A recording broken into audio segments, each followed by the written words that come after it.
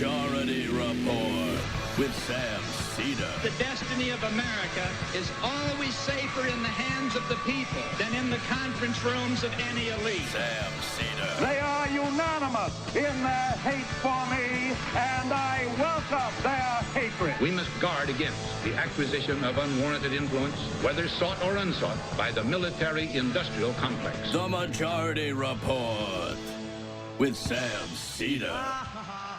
Ever get the feeling you've been cheated?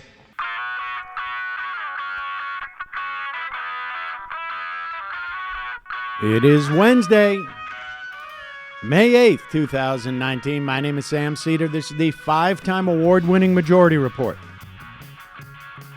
We are broadcasting live steps from the industrially ravaged Gowanus Canal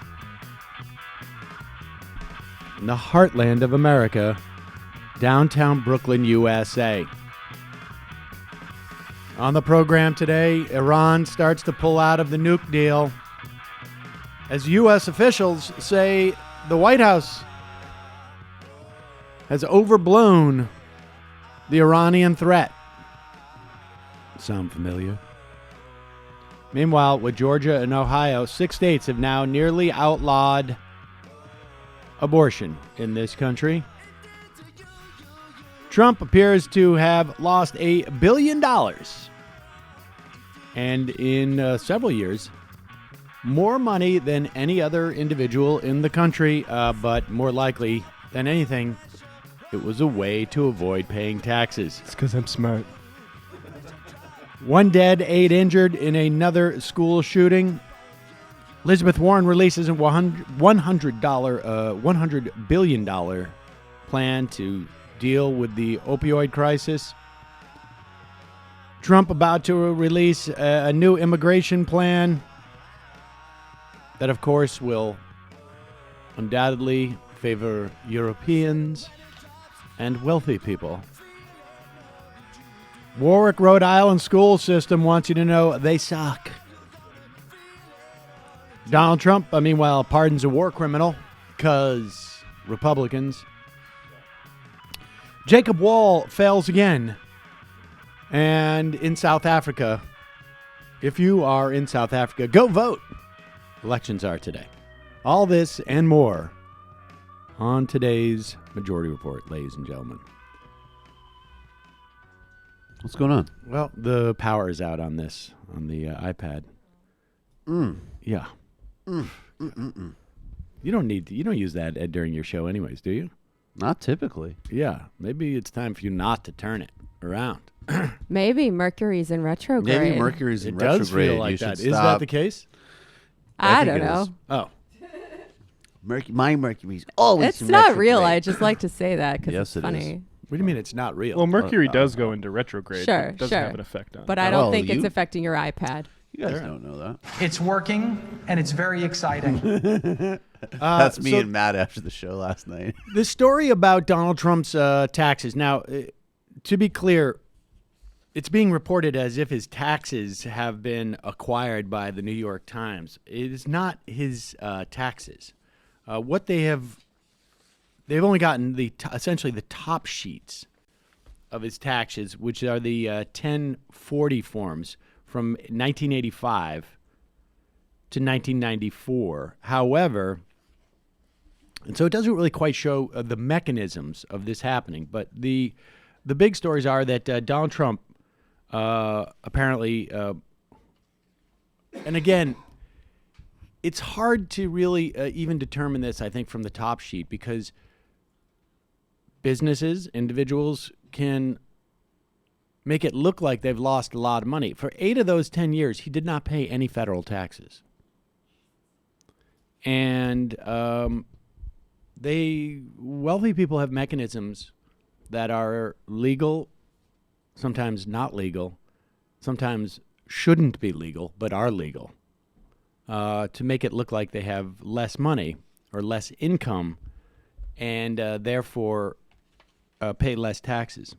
You think Trump might be involved in something like that? I would be shocked, but yes, I do. It also appears in multiple years, he appears to have lost more money than nearly any other single individual taxpayer in the country. The one that matters is me. I'm the only one that matters. God. Like, why do we even bother to pay our taxes? Jesus Christ. There was also some type of weird spike in his income in 1989 that nobody can account for of $52 million. Everyone knows that, and it almost wouldn't even have to be said. Yeah, there you go. But the interesting about this is that what this does is it furthers the argument of now, there is statutory language that says a congressional committee can get anybody's taxes for any reason. You do not need to have a compelling government interest. But Mnuchin was arguing that there needs to be a compelling government interest. Well, the statute was written in response to a scandal where the taxes were required to determine if there was a scandal, if somebody was paying taxes. And so when you have this now in the public record, even Mnuchin's fake assertion that you need to have a compelling interest now seems to be fairly satisfied. We have someone who was the largest money loser in the country, like literally that guy, maybe him and one other guy, and I'm sure it's a guy. And he paid no taxes from 8 to 10 years, yet he's a billionaire. That seems like a compelling interest from a policy standpoint, never mind from any other. From a policy standpoint, we should not have billionaires who build their billionaire. Now, maybe he's not really a billionaire, but he certainly has claims he is. So we should not have billionaires in this country. Well, I would put a period after that. But for the sake of this argument, let's have it a comma. We should not have billionaires in this country who have built that financial empire without having paid taxes along the way. We need to change the policy in this country. And so let's have a committee look at his taxes. There's your compelling interest. Totally now, I don't know. unfair. Maybe that was hell's going on. Maybe that's a coincidence. Maybe it's not. I don't know where they got those taxes from. We were trying to figure out, maybe it was one of his ex-wives. Now, he was married to Ivana during that entire period, except the last 2 years. They divorced in 92. Now, it's not inconceivable, according to perhaps some type of divorce settlement, that Ivana would not have gotten hold of any number of 1040, the top sheets of these forms for the next 2 years, 5 years. That seems conceivable, certainly in the context of my proceedings. We're going to check in with incomes in terms of determining child support. Neither one of us is a billionaire, and neither one of us, but it's conceivable. So it could have come from her, which would be the least problematic in some way. But, look, people leak things. I don't know. I hope it's not from the government. But my money's on Tiffany. She's the wild card in all this. She clearly hates him. Tiffany's pretty cool.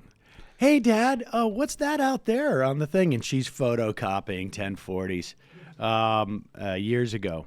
Now, the other thing that's interesting here, too, is that we know there are ongoing investigations into the taxes of the Trump family. And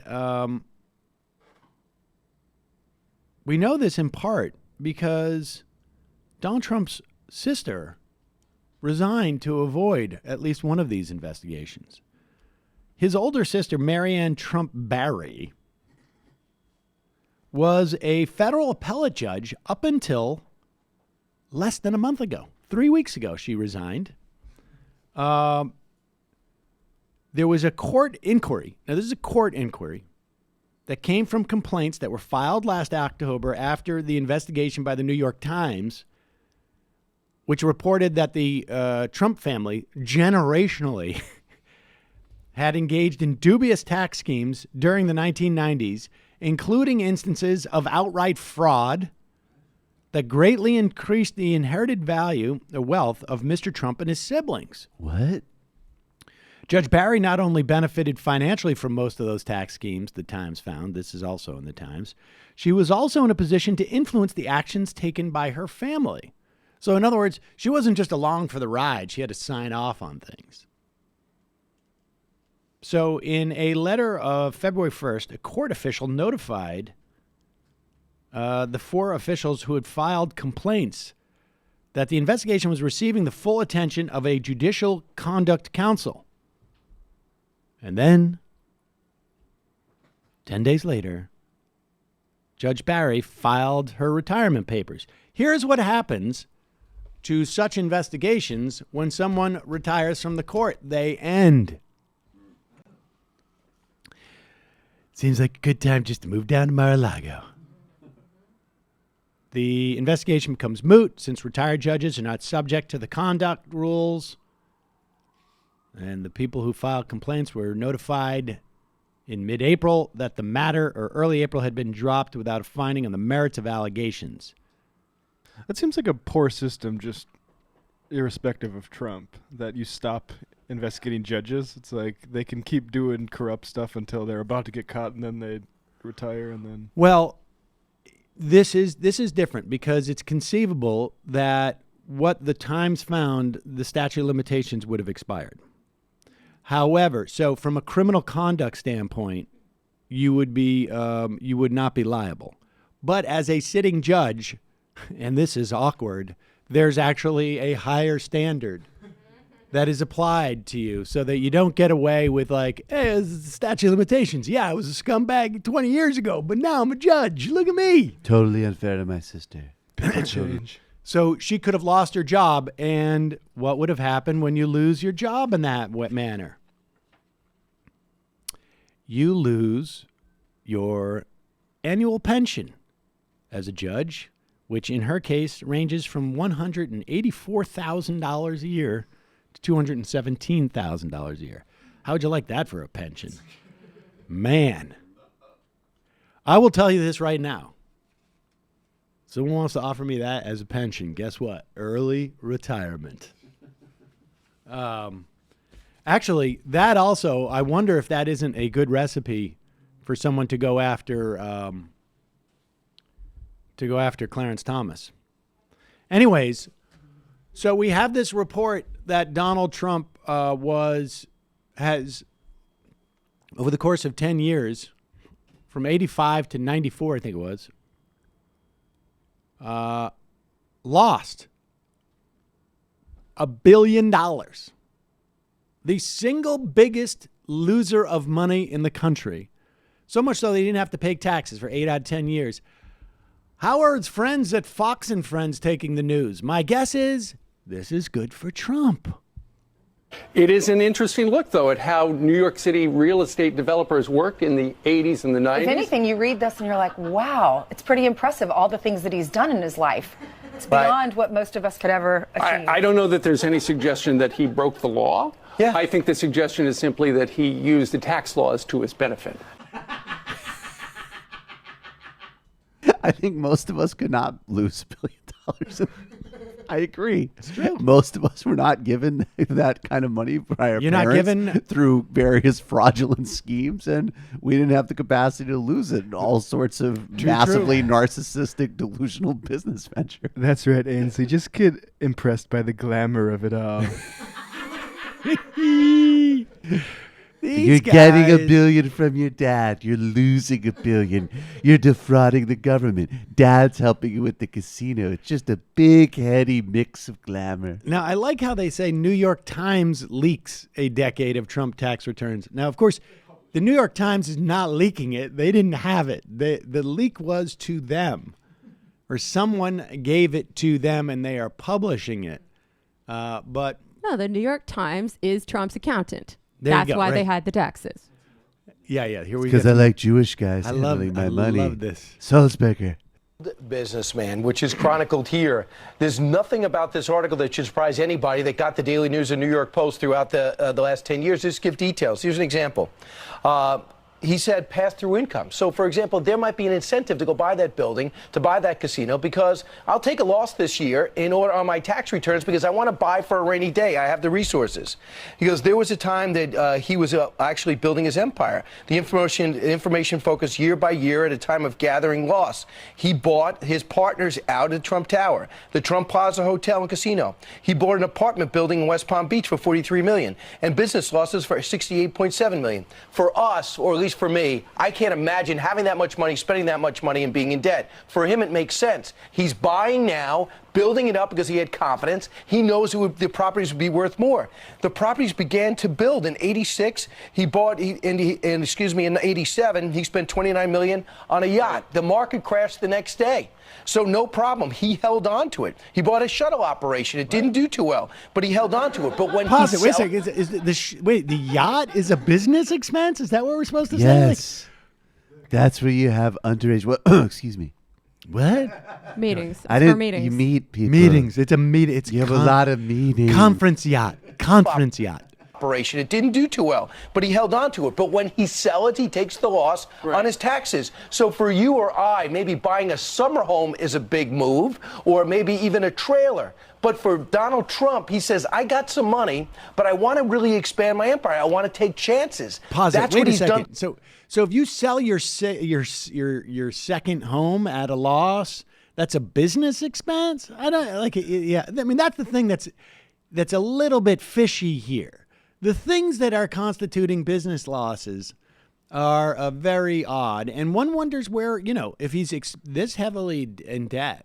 Dad rode off the limo ride to come buy chips at Where's my all casino the cash to coming? save Yeah, my exactly. business. I mean, so, and look, I'm not going to pretend to understand any of this stuff.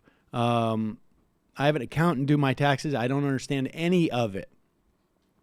However, it seems like this is a perfect predicate for Congress to look at these taxes. I mean, this would be a great learning experience. Maybe they can get Brian Kilmeade up there to work with the committee to explain to the country after he takes a look at all the taxes, like why this is just exactly what you would expect from a successful businessman. Well, it's also like the way Kilmeade says Trump decided he wanted to take risks. It's like the government's insulating him from any sort of downside on these risks. Right. It doesn't seem like there's much risks. He lost $1 billion and he still has billions of dollars. Folks, one of today's sponsors is Skillshare. And anyone who goes to skl.sh/Majority Report 3, note the 3, it is a new URL, is going to get 2 whole months of totally free access to Skillshare's entire library of super quality online courses and tutorials. Skillshare is a vibrant online learning community that offers courses on everything from design to video editing, photography, business, technology, cooking, meditation, everything in between. There are Skillshare courses for everyone. You'll have no problem finding courses that are going to be useful for you both in your personal and your professional life. Whether you want to sharpen your skills with something you already love doing or you want to learn how to do something totally new, Skillshare has you covered. They have courses for entrepreneurs, courses on computer coding, web development, personal nutrition, learning new languages, Jamie, Photoshop, you name it. Hola. Here's what I'm going to be doing. I'm going to be doing this, I think, over the next, I always say this, but maybe I'm getting too aggressive with this, but getting started with wine, buying smarter, tasting more. Basically, because I want to surprise my sister, who's sort of a wine professional. Of jasmine. So jasmine and wine. Oh, it's from a root vegetable. It doesn't know. I don't. And then know. the other one, no I had the other one is they have, and this one's fairly basic, but I want to take pictures with your iPhone like a pro. Those are the 2 ones I'm going to do. Just small, incremental value adds to my life. That's my whole new strategy. Let's take a selfie with the wine before the evening progresses. Oh, my God. You can get 2 entire months of free access to every single course offered by Skillshare by going to skl.sh/MajorityReport3. Just think of everything you can have at your fingertips for a whole 2 months. Again, that's skl.sh/MajorityReport3. I put a link underneath this video on YouTube, and I put a link in the podcast description.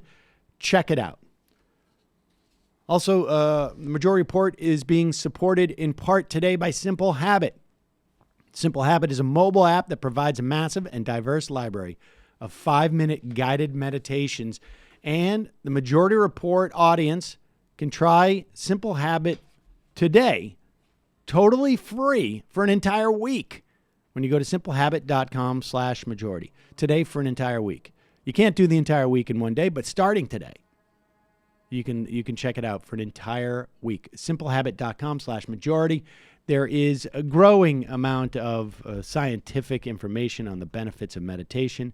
There's also anecdata, Mike, right? Correct.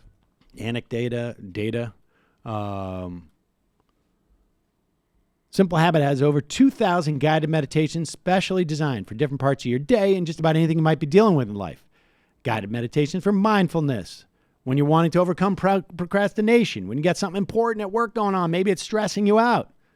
Meditations designed for parents. You will not yell at the children, Sam. They have meditations made specifically for when you're waking up or your lunch break or when you've just gotten home from work or when you're going to bed. I am still trying to sort of get into the rhythm of doing it on a regular basis. But I have found when I do meditate, I think I'm a little bit calmer. Oh, yeah. Definitely. I think I am. I think so, too. When Mila and Saul are driving me nuts, I just Serenity now. Serenity Breathe now. in. You different hate your people children. trying different. Breathe out. You sort of dislike them. Try and accomplish different things with meditation. Simple Habit is able to cater to just about anyone. Doesn't matter what your goals are with meditation, how much past experience you've had with meditation. It's the variety of guided meditations on Simple Habit is what sets it apart, and that's why it won the 2018 Google Play Award for Best Wellbeing App. It's available on iOS, Android, web browser, all of it. Majority Report audience can try it for free for a week by going to simplehabit.com/majority. If you're watching on YouTube, if you're listening to the podcast, check the description. We have the link is right there for you as well. All right, folks. So this is a little bit disturbing. The other day we had on the program Robin Marty, was it? And she was basically talking about her book, The Handbook for a Post-Roe America. And in some respects, I mean, we're not quite there yet, but we're very, very close. There are now 6 states that have passed the so-called heartbeat law. And I say so-called because it really is more of what is known as cardiac activity, and it comes from a tissue called the fetal pole, right? And you can measure that as early as 6 weeks with a vaginal probe. Now, I'm not telling women anything about this, but for most men, to be pregnant at 6 weeks, the average woman would not know that they were pregnant at 6 weeks. Your period's supposed to come 4 weeks. Sometimes it comes 5 weeks. So now you're 2 weeks late for your period. At that point, under this law, it would be illegal for you to get an abortion. So in an instance like this one,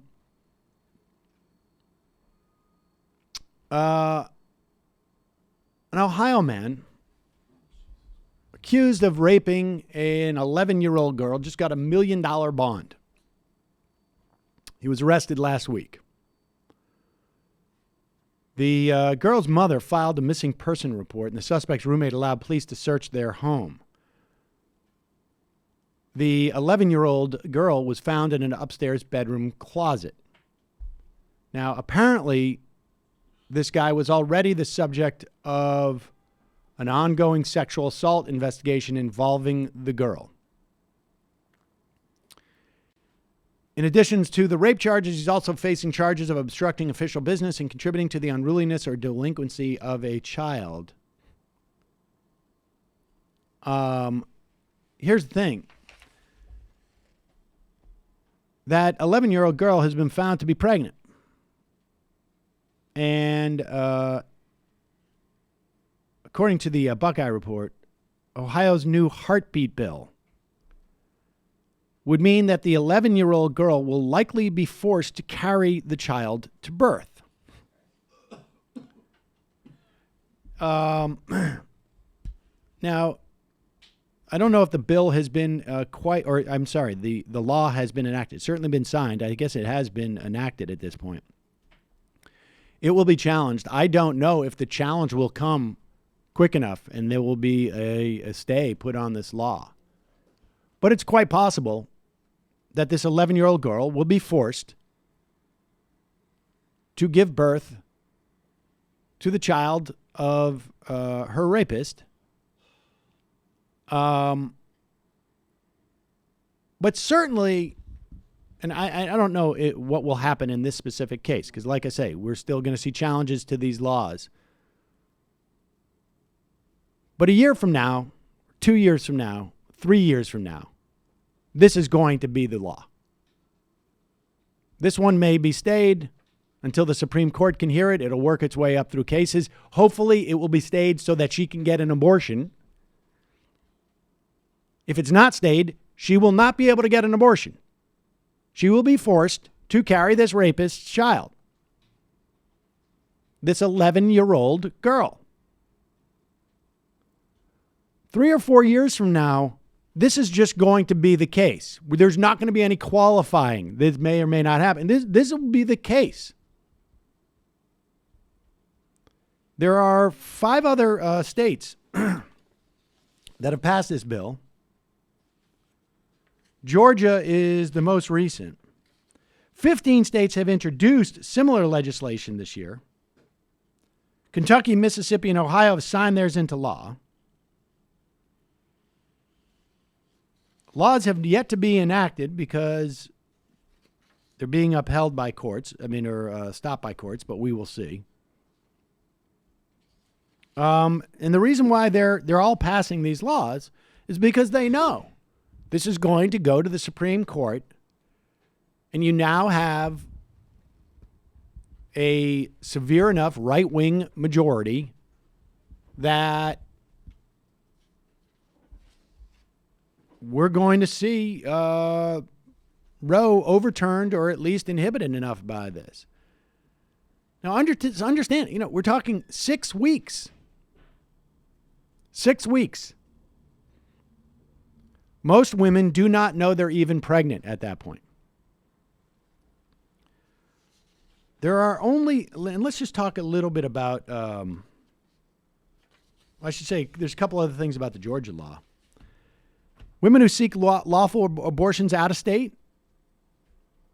According to this law, if a Georgia resident plans to travel elsewhere to obtain abortion, she may be charged with conspiracy to commit murder, punishable by 10 years imprisonment.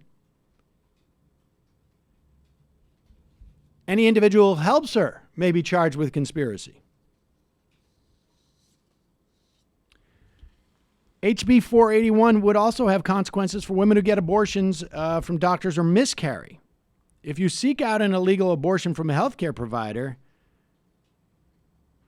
as a woman, you would be a party to murder. If a woman miscarries because of her own conduct, she wore drugs, I don't know, maybe she engaged in activity that was too physically risky, I don't know. Be liable for second-degree murder. Prosecutors would be able to interrogate women who miscarry to determine whether they could be held responsible. These are, and look, that makes sense. That makes sense. If it's going to be a crime, it's going to be a crime. OBGYN named Dr. Jen Gunter, you can find her on Twitter, does a very good breakdown of one of the big talking points that we're hearing now, this notion of infanticide. And there are only 7 states that have no gestational age restrictions on a pregnancy. Most states do not allow abortions after 20 or 24 weeks. In these situations where supposedly they're killing babies who are born, apparently when you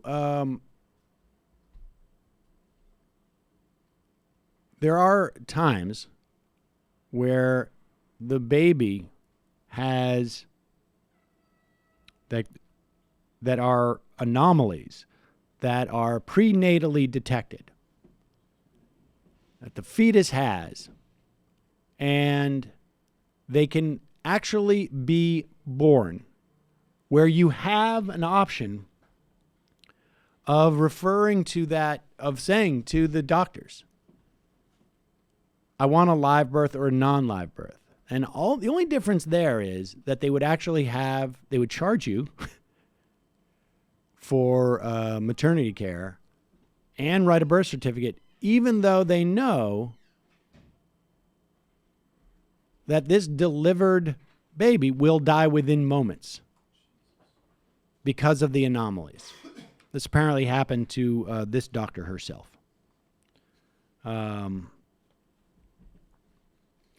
But it's a good breakdown. We'll try and link to it in the site. It's Dr. Jen Gunter, and she gives a very good breakdown of this stuff. Her Twitter handle is DRGEN Gunter, and we'll put a link to the. Here it is. Yes. Yeah, this is the piece. And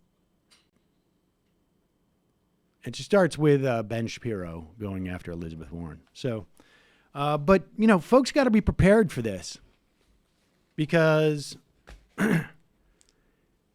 there are very few scenarios that don't involve, frankly, the untimely demise of a Supreme Court justice that don't squarely place these type of things I'm talking about in our future. I mean, full on. It is payback time. There is no way the Republican Party, and I think even John Roberts understands this. They need to deliver now on these things. They have no excuses. And like I say, the only possible scenario is that for some reason Clarence Thomas does not resign until 2021, when Amy Klobuchar is president. And whoa! There's already so much negativity in this. No, just for God's sake, just Bernie Sanders is president. Bernie, let's just be a little positive, for Christ's sake. I mean, and God, if you're going to be negative, could you at least give me Harris? Listen. Amy Klobuchar. Whatever. I'm just used. The point is, a Democrat is president. That is a bleak world right there. Amy But the fact Klobuchar is, even if Amy Klobuchar is president, and and Clarence Thomas resigns at that point, you're in much better shape than you are if he does so when Donald Trump is president.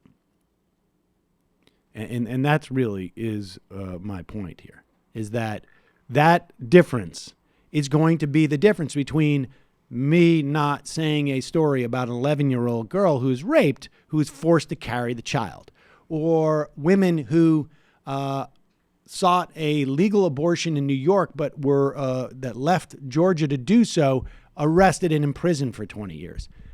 That's literally the difference. Like, so we can even make what we perceive as the worst case scenario. President Amy Klobuchar, or Vice President Joe Biden, or vice versa. Even in that scenario. But that would require Clarence Thomas to say, like, I want to hang on for another 3 years.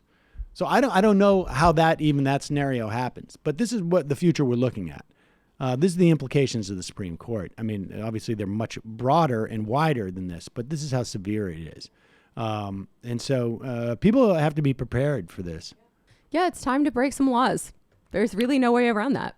Well, the point is that there'll be some laws broken, but if police get a hold of that woman who's taken out of Georgia, she's going to go to jail. And if they capture the people who help them out of jail, they're going to go to jail. Yeah, I'm not excited about that fact. Yeah. It sucks. It sucks that we have to do this. But we also can't just lie down and die and say, well, abortion is illegal now. I guess we give up. We now live in Gilead. I was not in any way telling people to lie down and die. I am against that. Totally against the lie down and die strategy. I know. I mean, it's not law yet. It's not law yet. It very well may be prevented. And I don't think the Supreme Court, I have a feeling they're going to stay all of these until after the election. Well, also for a lot of people, that situation is already here. Where, that death by 1,000 cuts, where abortion access is so restricted to so many people in so many places. It would certainly be a lot worse if Roe versus Wade was overturned. But, we need to be organizing yesterday. There are people who are already organizing. I mean, there are organizations that are going out there and they're helping women who don't have access to abortion getting it. Now, that would be illegal under this Georgia law. There would be no organizing that would be legal then. So, I mean, we do have organizations that, and I have no doubt that the number of women who don't have access to abortion who would if we didn't have such hostility towards that right is not zero. I mean, I don't know what the percentage is, but the difference is going to be dramatic, and there's not going to be legal organizing that will mitigate it going forward. Meanwhile, Nancy Pelosi has an evolving perspective on impeachment. I'm not sure I know what this means, but here's Nancy Pelosi talking to Washington Post Robert Costa. And the Democrats, I mean, there's clearly a scenario that's playing out where the Trump administration seems to be daring Democrats to impeach him. They are pushing it. And I think the theory from the Trump administration is we're playing a game of chicken. Even if they come after us and try and impeach us, I can't get removed from office. It was fine for Bill Clinton. It'll satisfy those people who are Democrats, maybe more the base of the Democratic Party.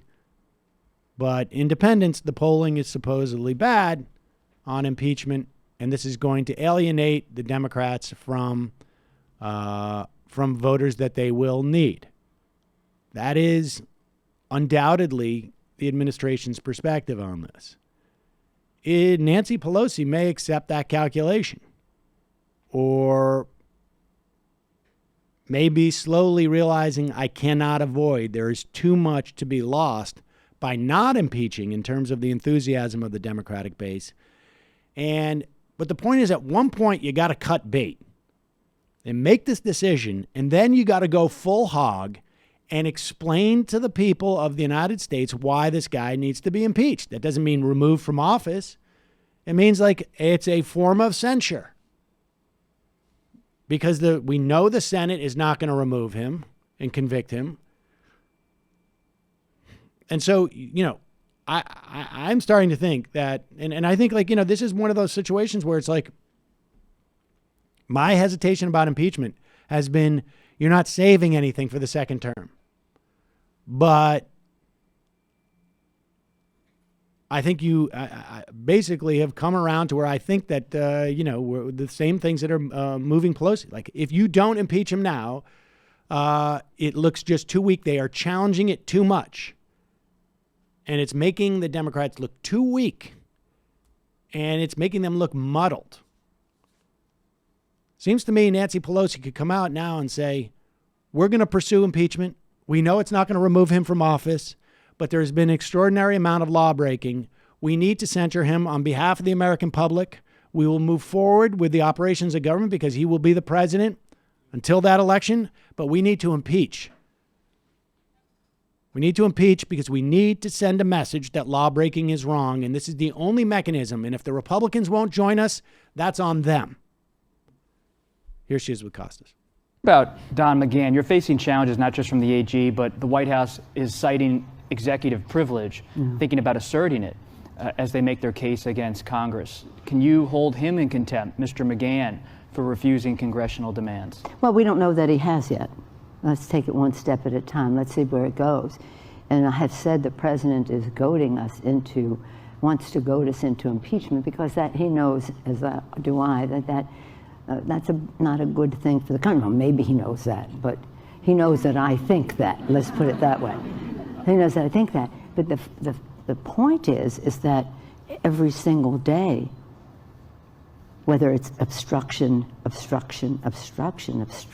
having people come to the table with facts, ignoring subpoenas and the rest, every single day, the president is making a case. He's becoming self-impeachable in terms of some of the things that he is doing. Let's pause there. That's an important point you just made. You think about 1974. The House Democrats had their articles of impeachment against President Nixon. Article 3 of the impeachment proceedings then was about obstruction of Congress, about abuse of power. Could there be an option for Democrats that you would consider of a narrow impeachment proceeding against President Trump about the issues you just raised, obstruction of Congress? Let me just say that right now we have our committees doing the investigation. Since you mentioned 1974, at that time, Congress took months to build a case. They did investigations. Sam Erwin wasn't the Judiciary Committee. That was the committee that was doing the investigation. And then with the information they gathered, they came to that conclusion. But we really, we ran and won on for the people agenda.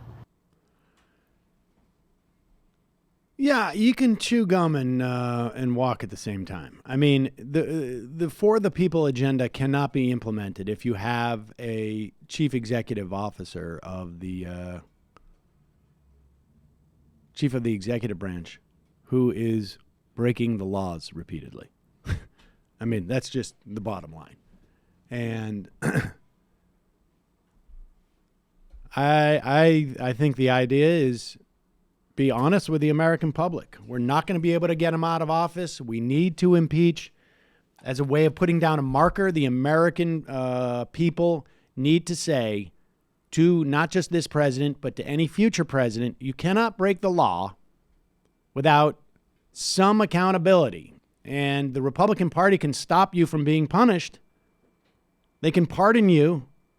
They can commute your sentence, but they cannot keep us from holding you to account for your law breaking. That should be the message. And that way you can also implicate the Republican Party because they are implicated in this. They are completely implicated in this. In all of it. In all of it. Here's Jerry Nadler, chairman of the House Judiciary Committee, basically saying that we are in a constitutional crisis at this moment as the president is denying, and the executive branch are denying lawful requests of information, subpoenas from Congress. This is beyond norm breaking. These are constitutionally valid procedures that the president and the executive branch are breaking. And the tough part is they can go to the courts, but the judiciary is very hesitant to get involved in a fight between these two branches of government. Impeachment is really one of the few ways in which the judiciary will step in and say, okay, if you guys are taking it to this level, we can adjudicate that. So by having, let's say, a joint, like a select committee on impeachment, let's say. So you're not actually starting the impeachment procedures. You're starting a committee to investigate the issues that would be a form of impeachment. Just get it out there. That will provide some measure of authority to these congressional attempts to get this information. I mean, and I think Nadler is now just out there and he's trying to get public support for this. It sounds like you're saying a monarchy, but by another name, it's a constitutional crisis. Where do you think? Well, the phrase constitutional crisis has been overused, but certainly. Certainly what? Certainly it's a constitutional crisis, although I don't like to use that phrase because it's been used for far less dangerous situations. The phrase has been overused. I hear you, but you feel that we are currently in a constitutional crisis or headed for one? No, we're in one. We're in one because the president is disobeying the law, is refusing all information to Congress, which means that he's when he told the head of his nominee for head of Homeland Security, close the border, and he said, well, that's illegal. He said, don't worry, I'll protect you. That's a lawless administration. We cannot have a lawless administration. There you have it. I got you covered. I got some good lawyers. You need to lose some money? I can work that out, too. I can see my way to looking past this. But what if there wasn't a law? I'm giving Sit you back, dream with me. Special. All right, one more thing I wanted to talk about on the free show, and then we got to go, is Iran has basically announced that it will stop complying with parts of the nuclear deal. They are still in compliance as of yesterday. And they are in the nuclear deal. Remember, this is an international accord. This is not just the United States, which is why the United States has not the ability to refreeze assets internationally or to impose an international embargo. However, the United States can make it very hard and has been punishing European and foreign entities that have been doing business with Iran. And so Iran has been starved of some resources. Rouhani basically has told folks like the Chinese and Europeans that you need to compensate us for the cost of the American sanctions in some measure. And starting Wednesday, Iran is now going to build up its stockpiles of low-enriched uranium and heavy water used in nuclear reactors, including a reactor that could give Iran source of bomb-grade plutonium.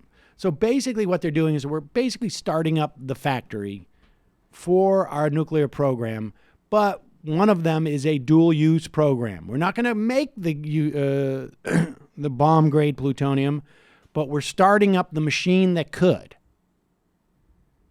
And under this announcement,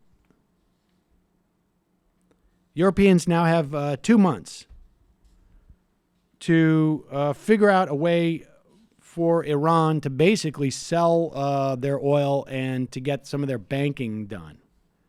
And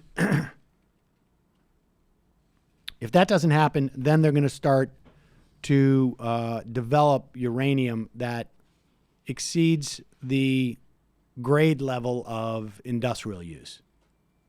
And they're going to start to enrich uranium enough to make it bomb grade. So this is the plan, right? I mean, this is John Bolton putting a brick, tying it to the accelerator, and attempting to see what happens next with the car as it goes careening down the road. Well, I mean, and they've been making things up and distorting intelligence. And I mean, this could be it. I mean, this could be the thing they were triggering, even as they've been basically engaging in psychological and economic terrorism the past year and using it. I mean, they're using it in trade negotiations with China as an example. Like, this is an area that the Chinese can capitulate to them on in exchange for other things that are more important to China. But I think it's also just really worth noting that going back to the beginning, it has never been documented conclusively ever that the Iranian government is lying about its program. So I'm not to say to take them at face value, but there have never been clear intelligence estimates that they were developing a weapon. And they, restarted, they basically shut down the Shah's program in the 80s. And the only reason at the time they restarted it was because the United States and other world powers like France and Germany were selling Saddam Hussein weapons when he used chemical weapons against Iran. And Iranian leadership was like, well, if all members of the Security Council are going to sell a guy who's using chemical weapons against us, maybe we'll, weaponry, maybe we'll set things up for ourselves. But even this move, just to be very, very clear, is in no way an indication or promise that they want to weaponize. It could even just be, they're losing options with their energy. Theoretically be, basically, this could be performative. It's the only leverage they have. Yes. And so it's not unlike, any other, if you don't, it's the only leverage they have. And Rouhani even said, Rouhani said in the speech, that this deal was a good thing. It was working. The Europeans still want it. We've been terrorizing the Europeans as well. And of course, the other thing is it's amazing that Rouhani and Zarif are still in position, because when the supreme leader said 3 years ago, he gave them public permission to do these negotiations and said, and never trust the United States, and I expect that this will be a disaster. So, well played. Yeah. All right. We got to take a quick break, head into the fun half, ladies and gentlemen, where we got a lot of fun stuff today. We got Meghan McCain. We got Nick DiPaolo, my own personal story about Nick DiPaolo. I've got a good story about Nick DiPaolo. It's not great, but it's good. I may have mentioned it in the past on the show, but now I feel quite comfortable doing it. And we got a wonderful moment of Dave Rubin, too. It's all in the fun half for you today, folks. Ideas. 646-257-3920 is the number. Just a reminder, you can support this show by going to jointhemajorityreport.com. When you do, become a member. Not only do you support the free show, not only do you pay for my menthol eucalyptus cough drops, but you also get the cough drop in before it creates an allergy. Free what? Oh, excuse me. Wait, what are they? Eucalyptus mint? So now there's no lavender involved. I'm sorry. Also, hopefully you won't get for my a therapy, sensitivity to therapy. Eucalyptus and mint. We give you extra content every day, as well as you also have access to all of our archives of all our fun halves and no commercials. So join themajorityreport.com. Also, justcoffee.coop, fair trade coffee, tea, or chocolate. Use the coupon code MAJORITY. Michael got in at 11 today, so that means the last night was Tuesday. Michael, what happened? Reniqua Allen joined us to talk about her book, It Was a Dream. It was all a dream. Ben Burgess. Was she? Yeah, she was on this show too. Really good guest. Very, very good book. Ben Burgess discussed understanding dialectics through Hegel and Marx. He explained that even if you use ad hominems, your arguments can be logical. Yes, that's exactly right. Because it's just big for all of us. Because if you tack on a fun ad hom to a logical argument, that's just style. That's just style. And if the person is only responding to the style, they're being illogical because they're not taking on your argument. So a lot of useful information. Plus, so if A, then B, douchebag. Exactly. Like actually, literally. Literally. Yeah, Just exactly. respond to douchebag. Yeah. That's very validating And, to all yeah. the ad hominems we do here. Yes, and if all you are doing is whining about the douchebag part, you haven't answered A or B. You're being overly emotional. You're being overly emotional, not engaging in a rational exchange of ideas. We also talked about who really wants freedom. Of course, there's an argument for Medicare for all, and I'd run down on what's happening with Iran and tons more. Patreon.com/TMBS.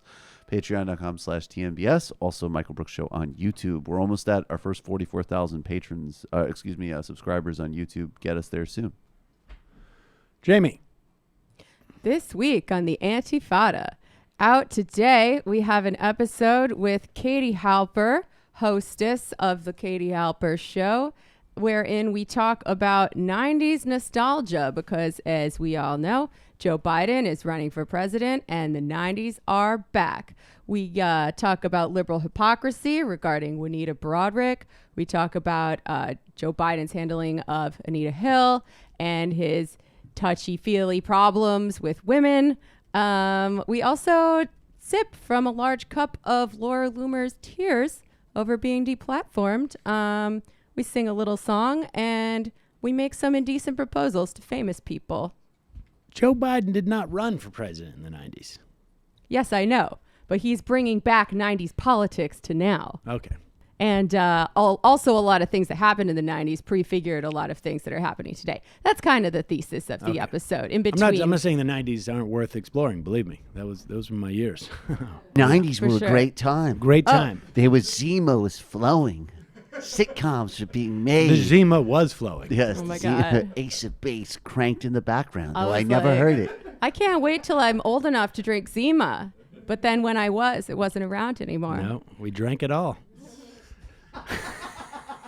Damn you. I'm sure there's some like in a dusty basement somewhere. We drank every last bottle of that Zima.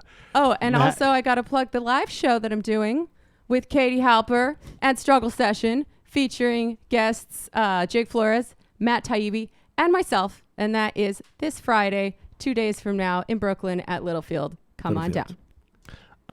Saturday on the Literary Hangover, The Song of Hiawatha by Henry Wadsworth Longfellow. It's one of the more, it was a bestseller. He sold a lot of these poems in mid-1850s. So we're going to look into that and, check that out. All right, 646-257-3920. See you in the fun half.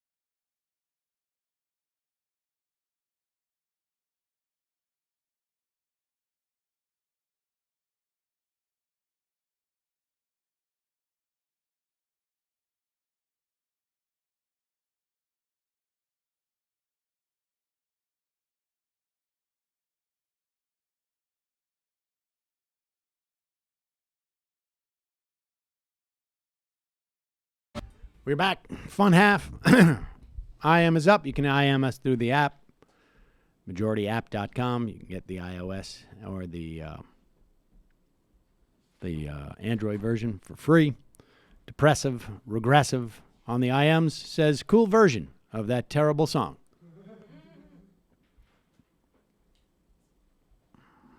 There's a lot of phase in that. Yep. Phaser. Let's go to the phones. Calling from a 702 area code. Who's this? Where are you calling from? Hey, Sam, can you hear me? Yeah. Who's this? Hey, Sam, it's Bro Flamingo from Las Vegas. Bro Flamingo from Las Vegas. What's on your mind, buddy? Hey, Sam, how you doing today? I'm sick. Fair enough. Feeling kind of sore. You got hit with some working lavender out. on the way in, man. You know, you got to have muscles to beat the Fourth Reich nowadays, you know? I understand. But, yes, absolutely. Sam, you know, we're looking at the current situation right now. We're seeing this Iran thing. We're seeing, you know, impeachment kind of being put on the back burner for political calculations. And I kind of want to drill down on that because you guys had a really good conversation about this, I think maybe like a day or two ago. And, you know, this political calculation that's pretty much paralyzing the Democrats in the House for full impeachment. You know, you look at Chuck Schumer and you look at Nancy Pelosi, and, you know, they're still beholden to this 20th century model of politics where, you know, you got to court the white moderate, the AKA the casual racist. And, you know, I hate to give the tangerine chimp his credit, but between him and Bernie Sanders, it's been shown you can do an end run around these guys and just subvert that whole model to some extent, especially Bernie Sanders. He shows this, but yet the Democrats are still paralyzed by this kind of anachronistic thinking where, oh, you know, the white moderates and we got to court them, whatever, and it's disgusting because at this point now, we're on a collision course with Iran. You know, it's time for the Democrats to use the power and punish these guys. You got to put these guys on a list now. When I say a list, I mean like an enemies list, literally, because I'm just tired of doing, you know, we have to be bipartisan. You know, be bipartisan with a worm like Mitch McConnell. Are you kidding me? I mean, this is asinine. Sorry, go ahead. Well, look, obviously, I mean, I totally agree with you. And I think, you know, the problem is that Democrats see Joe Biden getting up there saying, you know, that Donald Trump is anachronistic. He's not like he's not a real Republican. The Republicans are not like this. I'm going to be able to do what, you know, and he and Amy Klobuchar are talking about. I'm going to be able to do what Barack couldn't do. I'm going to bring everybody together, and the guy's leading in the polls. And yeah, but now, go ahead. I mean, I think, and I am on record saying so, I think that's going to change when Democratic voters get a sort of a full drink of Joe Biden as opposed to the guy who was Barack Obama's vice president. But right. But and maybe things will change at that point too with the congressional leadership when they start to see that, oh, wait a second, maybe the Democratic Party has changed. I mean, you know, there's data that suggests that it has. They're just looking at the polls, and they're not realizing that, well, there's two things about these polls. They don't tell us the intensity of people who want impeachment versus the people, the how important not impeaching is to those people. Do you see what I'm saying? Right. I mean, it's sort of almost the same dynamic that we have with gun control. 70, I was 80... going to say, no, we're saying to your point, actually, just to add on to your point, what I find interesting about that, too, Joe Biden seems to be leaning toward impeachment, which just makes Nancy Pelosi look even more isolated. You know what I'm saying? I mean, this is very strange to me because, like, even like Kamala Harris and, you know, this kind of centrist lane are even leaning toward impeachment. And, you know, Joe, the Klansman of Scranton, Biden. You get what I'm saying? If any black person's looked at his record, I mean, this guy's a Klansman. I'm sorry, this is hyperbolic, but let's just be honest, okay? But to me, it's just like, you know, we're still stuck in this place where it's like, okay, Joe is not the answer. This guy was hanging out with James Eastland and Strom Thurmond, like best buds with white supremacist trash. It's just like, you know, it's like it's time. I mean, look, this is a relatively new development where we're having really like left candidates and people who, you know, who kind of forward thinking. You know, You guys got to be punished, and you got to punish your enemies. The Democrats have to start really punishing the enemies. Not, no, we have to work across the aisle, center right. No, we need to really punish these guys. I'm tired. I agree with you. Sorry. I agree with you from a political standpoint, and I also just think it's important from a perspective of democracy. I mean, the reason why we had, things like the lying about the Iraq War and torture is in large part because of Iran-Contra and because of correct. Every time there's a lack of accountability for a president from one of these scandals to the next, then they double down because that's what people who think they can get away with it do. Appreciate the phone call. Absolutely, man. Take care. Man. All right, let's get to a couple of these. Let's start with Meghan McCain. I wasn't going to play this, but apparently Meghan McCain's husband, Ben Domenech, was very upset about it. We won't get to him for a moment. I just want to say, and briefly, I think it was his idea to get upset about it, but it's unclear. We should run that through Google to see if he didn't plagiarize that sentiment, but we will check on that in a moment. I just want to say it's odd because my read is that, and we'll get to him later, that she doesn't love him. That's just my editorial, so it's just odd. Weird. If you have my view of the world, it's very strange that he would do that. So here is cuckish. Meghan McCain on Seth Meyers' program, and she's not used to people. Well, I guess she is on her show. She speaks to a wide variety of people. But here she is on Seth Meyers, and Seth Meyers is asking her about her comments about Ilhan Omar. Meghan McCain still apparently cannot read because keeps getting these tweets wrong of Ilhan Omar's. I don't know why that is. Maybe they're so upsetting to her that she can't even read them straight. Yes. She's also not very bright, to be fair to her. Well, all right, that's fair. Legacy admission. She's obviously now stated she needs to be more careful with her language. Don't you think other people who talk about her need to be a little bit more thoughtful as well? Or do you stand by those comments of tying her to her rhetoric to the synagogue shooting? I don't think I tied her to it in particular. I think that I'm calling out what I see as anti-Semitic language, and when you're talking about But even after, you called it out after she'd apologized for it. I do want to establish the timeline. I think that Democrats are hedging on this, and I think it's very dangerous. And I think Chuck Schumer and I are in alignment about Israel's stance in geopolitical politics. Pause it for 1 second. What's super weird about this is that he doesn't bring it up in terms of politics, right? But she makes it immediately partisan. And then she says, but I am aligned with the Democrat. It's Don't so muddled. use me as your token Jew. Even I thought that was tasteless. The Democrats are hedging, but I'm aligned with the leading Democrat. Democrats are hedging, with, and it's not with about the politics. leader of the Democrats. It's not about politics. However, Chuck Schumer agrees.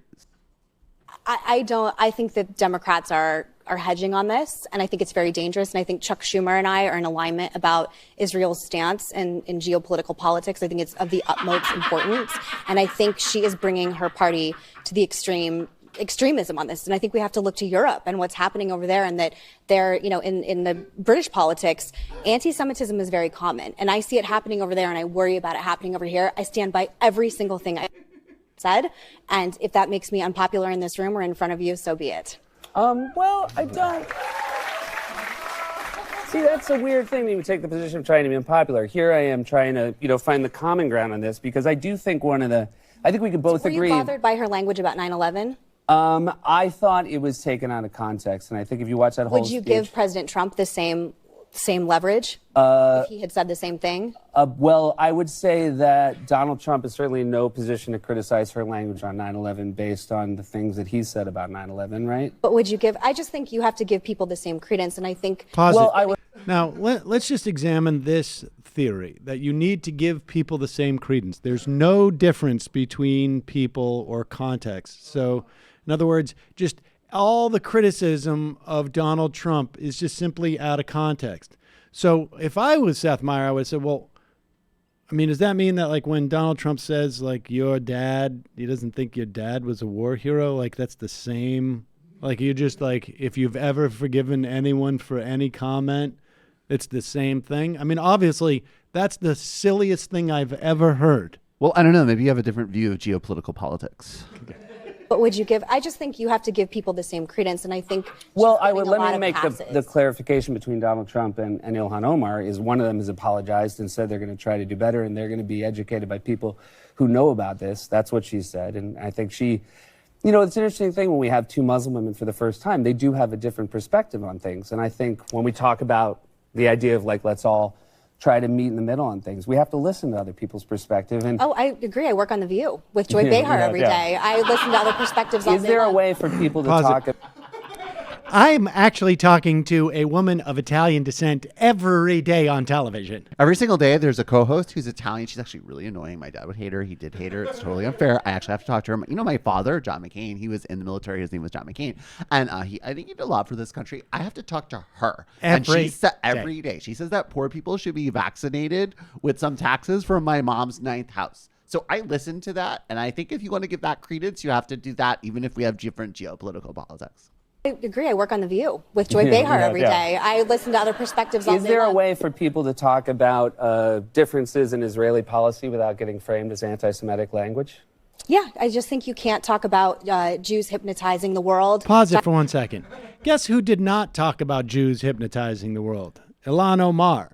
She talked about Israel, the nation, hypnotizing people in terms of being above critique. And we're literally seeing what she meant by that. I think we see one of the hypnotized people on that couch. But Israel, but speaking as a Jew who is a supporter of Israel in a very generic sense, having been to Israel on multiple occasions, Israel and Jews are not synonymous and not the same thing. And that is in and of itself anti-Semitic to say that they are. Well, but you don't understand the geopolitical. Yeah, those are different geopolitical politics. But if you're going to give Sam credence, I think you have to give them the same leverage. Friends of Joseph Lieberman's daughters of friends of Joseph Lieberman are also Jews. Yeah. Is there a way for people to talk about differences in Israeli policy without getting framed as anti-Semitic language?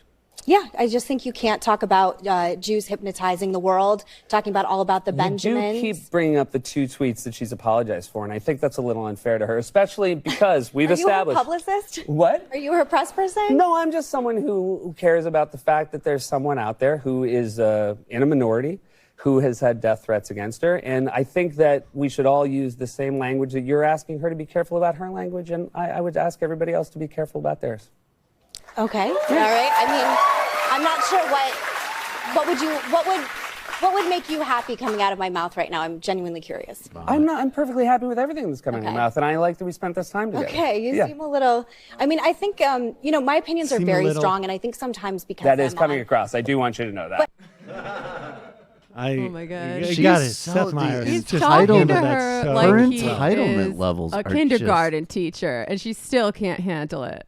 It is. Her entitlement levels are like. I mean, she is the walking case for the estate tax. Now, the thing I enjoyed about that is Seth Meyers was doing it all with a smile, and I think came off as not being too emotionally invested in it. I get the sense that things were a little bit different at the Meghan McCain home because when she got home or got off the set, there may have been something else expressed that would... I feel bad for her car driver.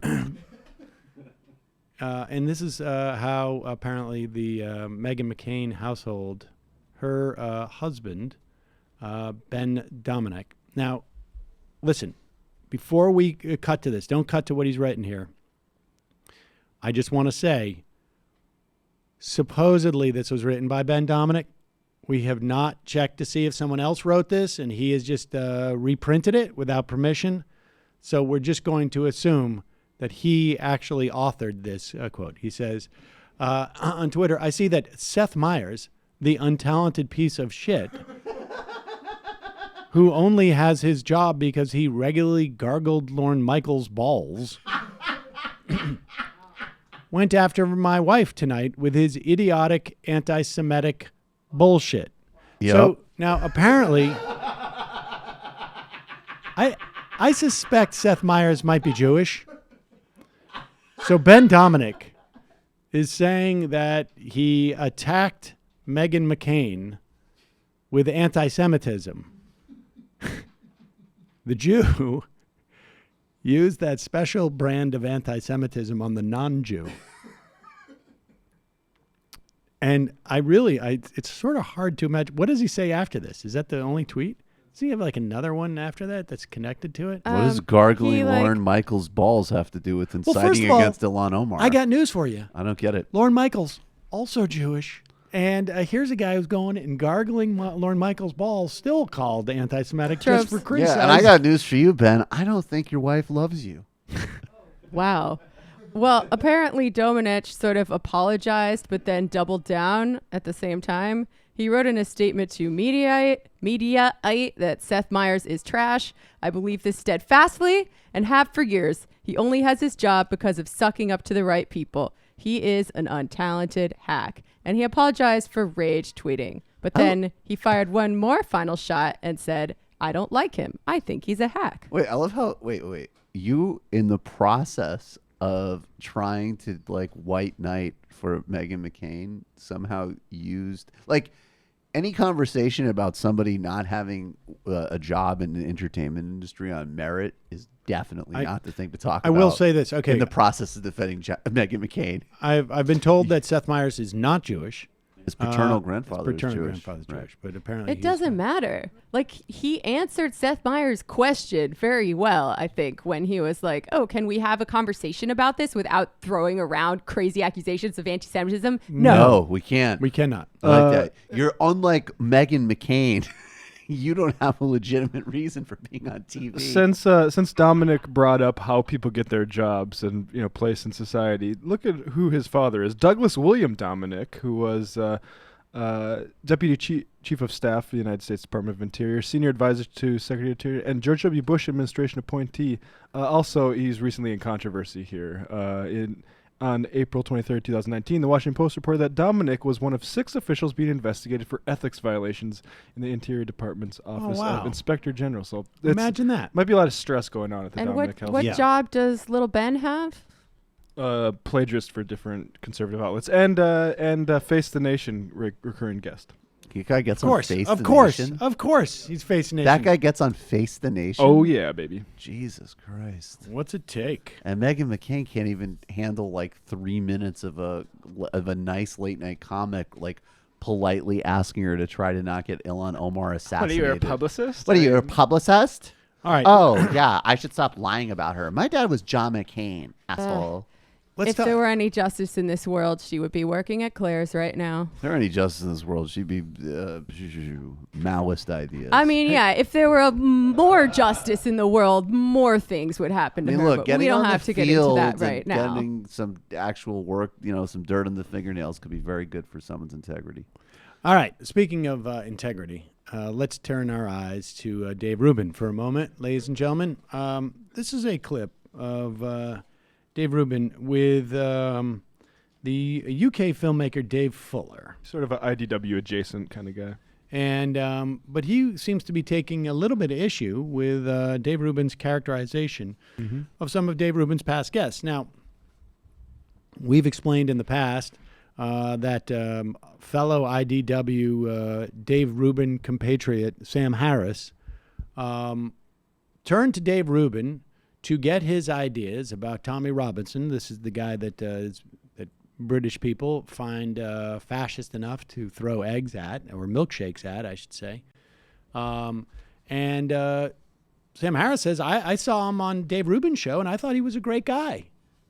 Seemed reasonable. Seemed very reasonable. From what I was able to see. In that hour. Now, that is probably, I would say, the most helpful point that Sam Harris has contributed to our society in many ways.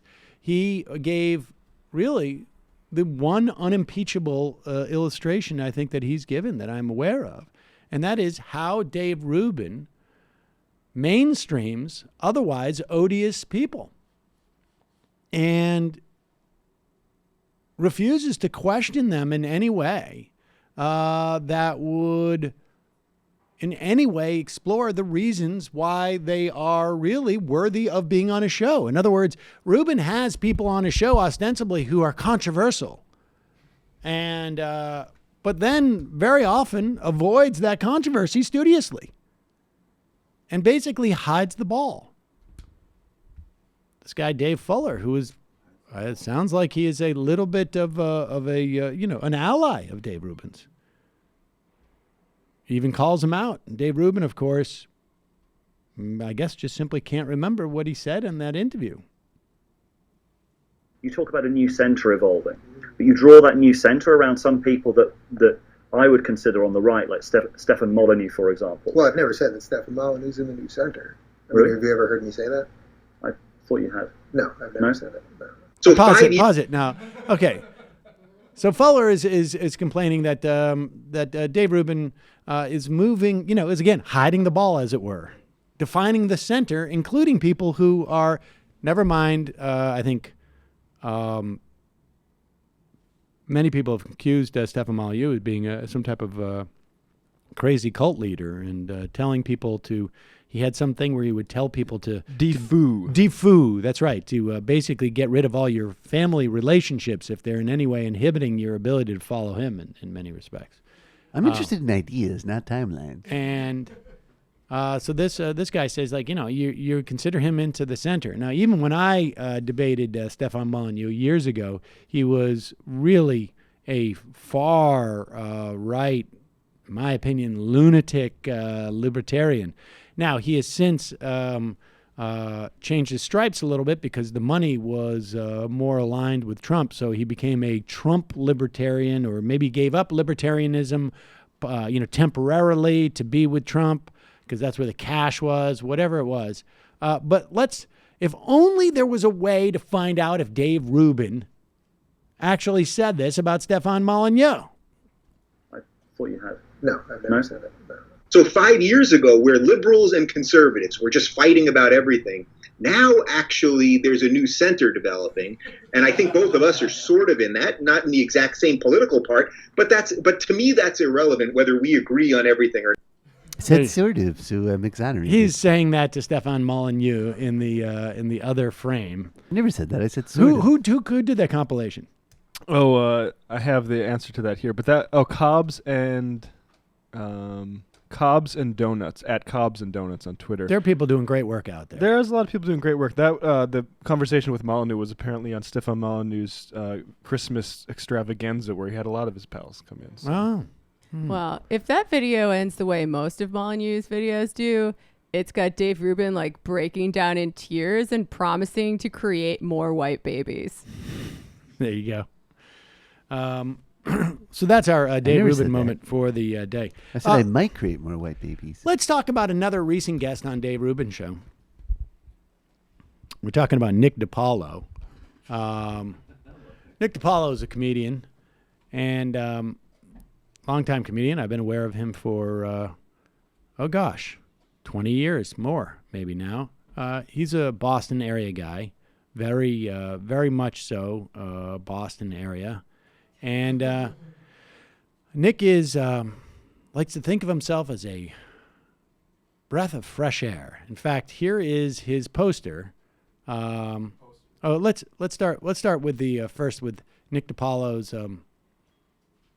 Let's start with the poster. So let's start with Nick DiPaolo's poster. We got a spinning wheel there.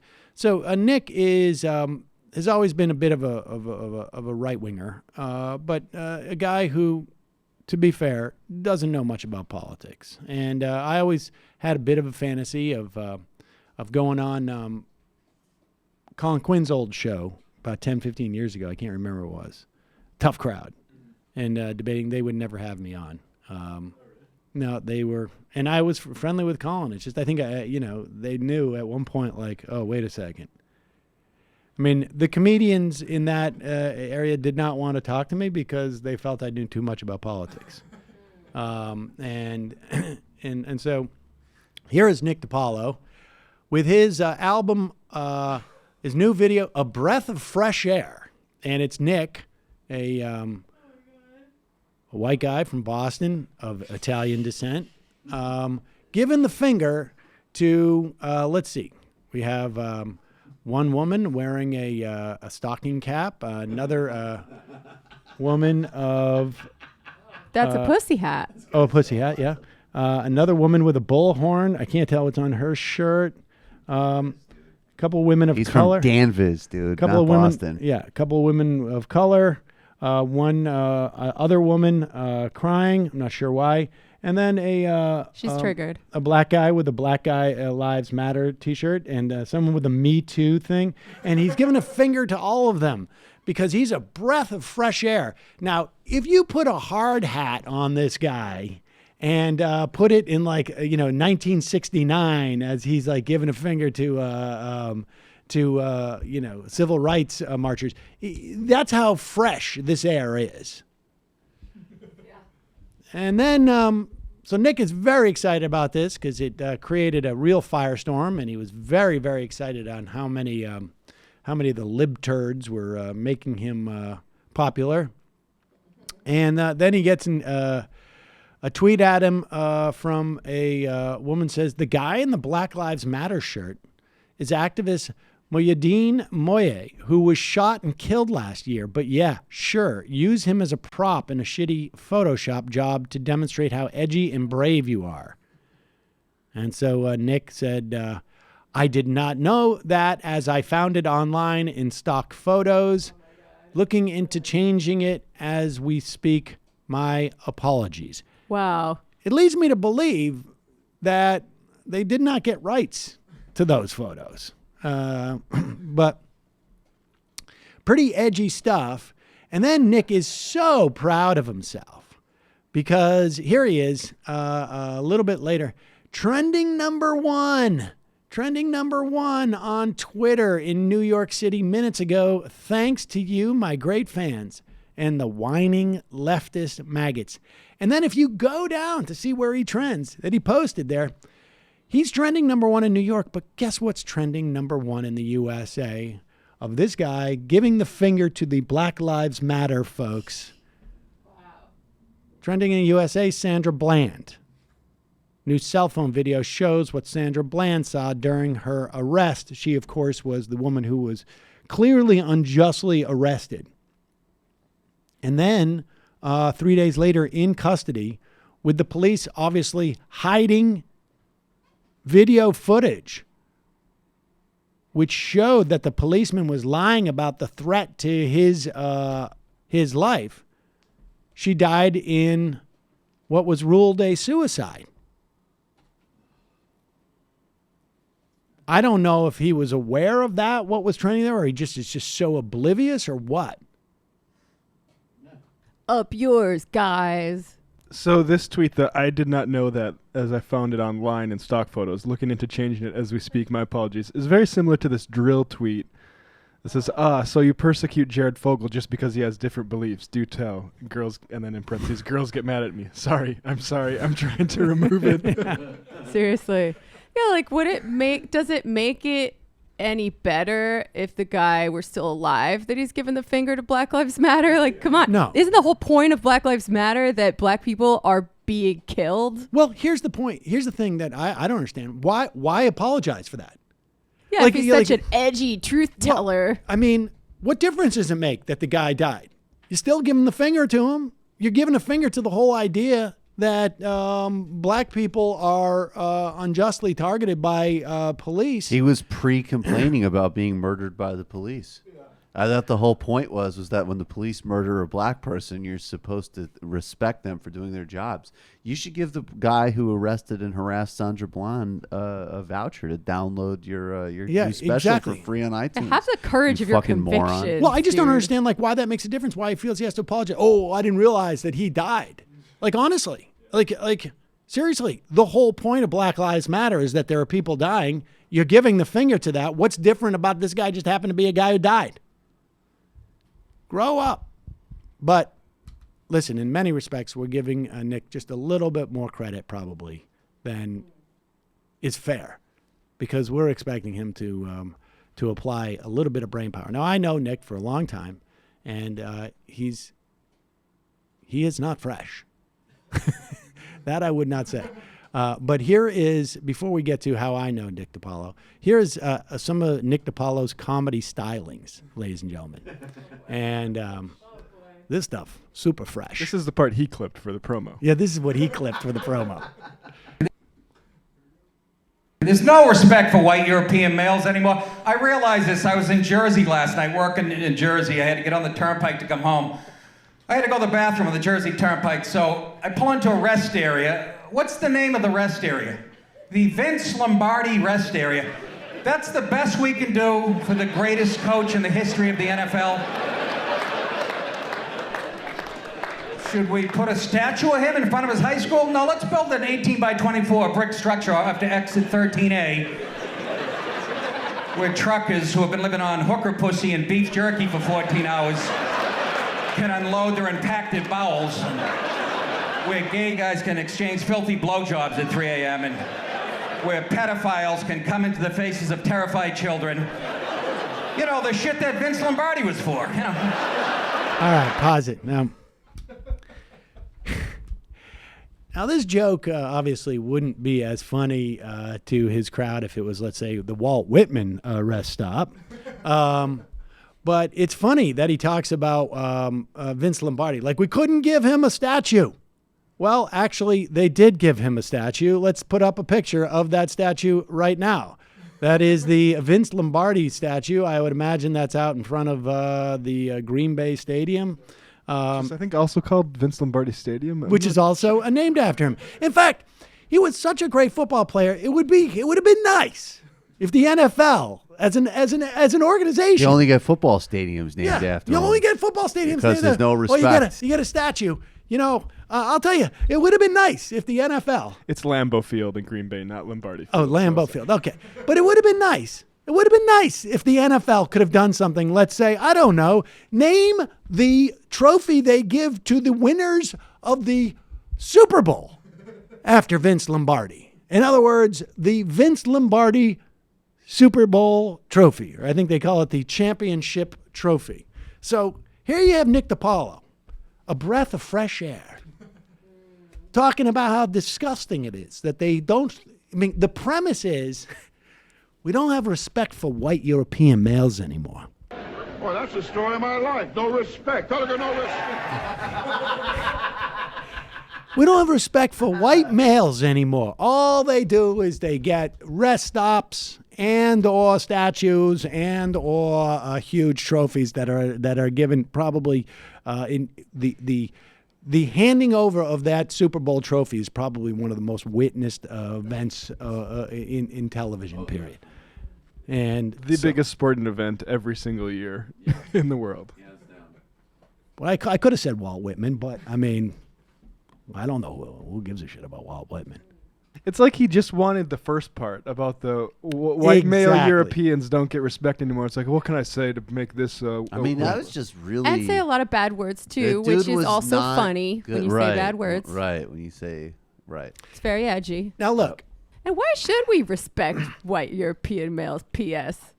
Well, I mean, I don't know that we should not respect or respect anybody or whatnot. It's just that they don't get special respect. Nobody should get special respect. The idea that white male Europeans are not respected in our society is absurd. It is absurd. The idea we shouldn't respect of white aggrievement in this society is absurd. It's absurd today, and it was absurd 20 years ago. Now, I usually don't do this because I usually just make my commentary based upon things that are public. But this is just too apropos because we have Nick DiPaolo. He's giving the finger to these Black Lives Matters activists and the Me Too activists is all part of his aggrievement that he feels as a white male. His joke in his trailer, white males are not respected, even though he was wrong. I mean, specifically wrong. Like there was so much evidence that he was specifically wrong in his specific claim about Vince Lombardi. He still does believe this white aggrievement. I know that this is not a new phenomena for Nick. I know that this is not a function of Black Lives Matter or Me Too or anything that's happened in the past 20 years. How do I know that? I hired Nick once to play a small part in a show I did for Studios USA. The show was called Beat Cops. It's a show that I wrote with Charlie Fisher, and I directed and acted with John Benjamin, where we both played cops. This was a low-budget production commissioned by Studios USA before, or one of the first things shot actually on Digibeta. We converted it to film and went to Digibeta, back to film, but that's not the point. Here is the scene where Nick DiPaolo is in, and then I will tell you how I know that Nick DiPaolo has felt this white aggrievement, this white male aggrievement, for at least 20 years. I don't know how this is a holiday post. I mean, there's nothing Christmas at all around here. There's no shops. There's no people. There's no Christmas decorations. There's not one wreath. I think that's the point.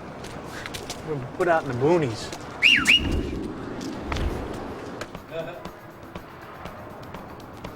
This is gonna be bad. Well, look who we got here, Jones. My two favorite house mouses, Plankton and Chandler. Well, I mean, Hankton and Stanley. The wimp and the nerd. Out of there, King Arthur, not speaking to us because we're not of the round table. Your mouth is going to get you in trouble. Back off, Jones. All right. I don't know. I liked him there. Yeah. No, that was a great performance. It was a great performance. It was limited. We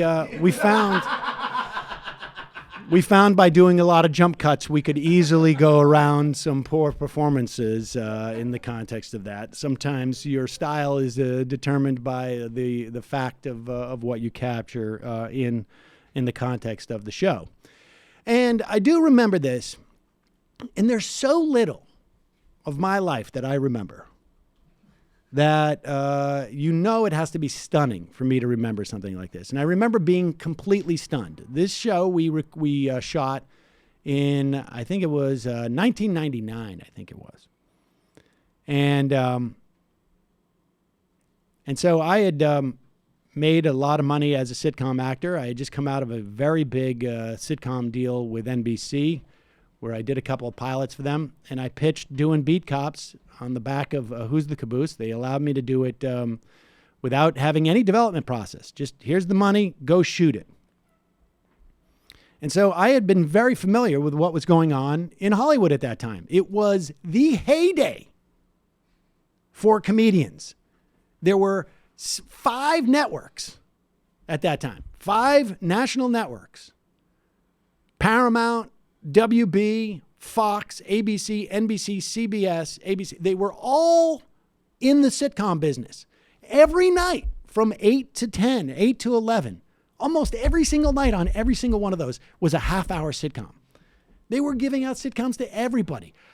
I would do stuff called second position, which would be that I would do a pilot in March, waiting to see if it goes in May. And then I would do another pilot in April that was in second position to the first pilot. That's how much of a I get like literally seller's ill with jealousy when you talk about the time you came up in show business. The amount of money was unbelievable, but it was a seller's market. Geez. So Nick says to me, I'm talking to Nick. It's 1999. Why am I not an early 50s He says Jew? to me, I say, he says, I'm moving back to New York. You are? Why? Can't stand out of LA. They just won't give any white guys any jobs. And I thought he was joking. Like, I thought he was going to say, like, I'm like, ha. He goes, no, I'm serious. They won't give any white guys jobs.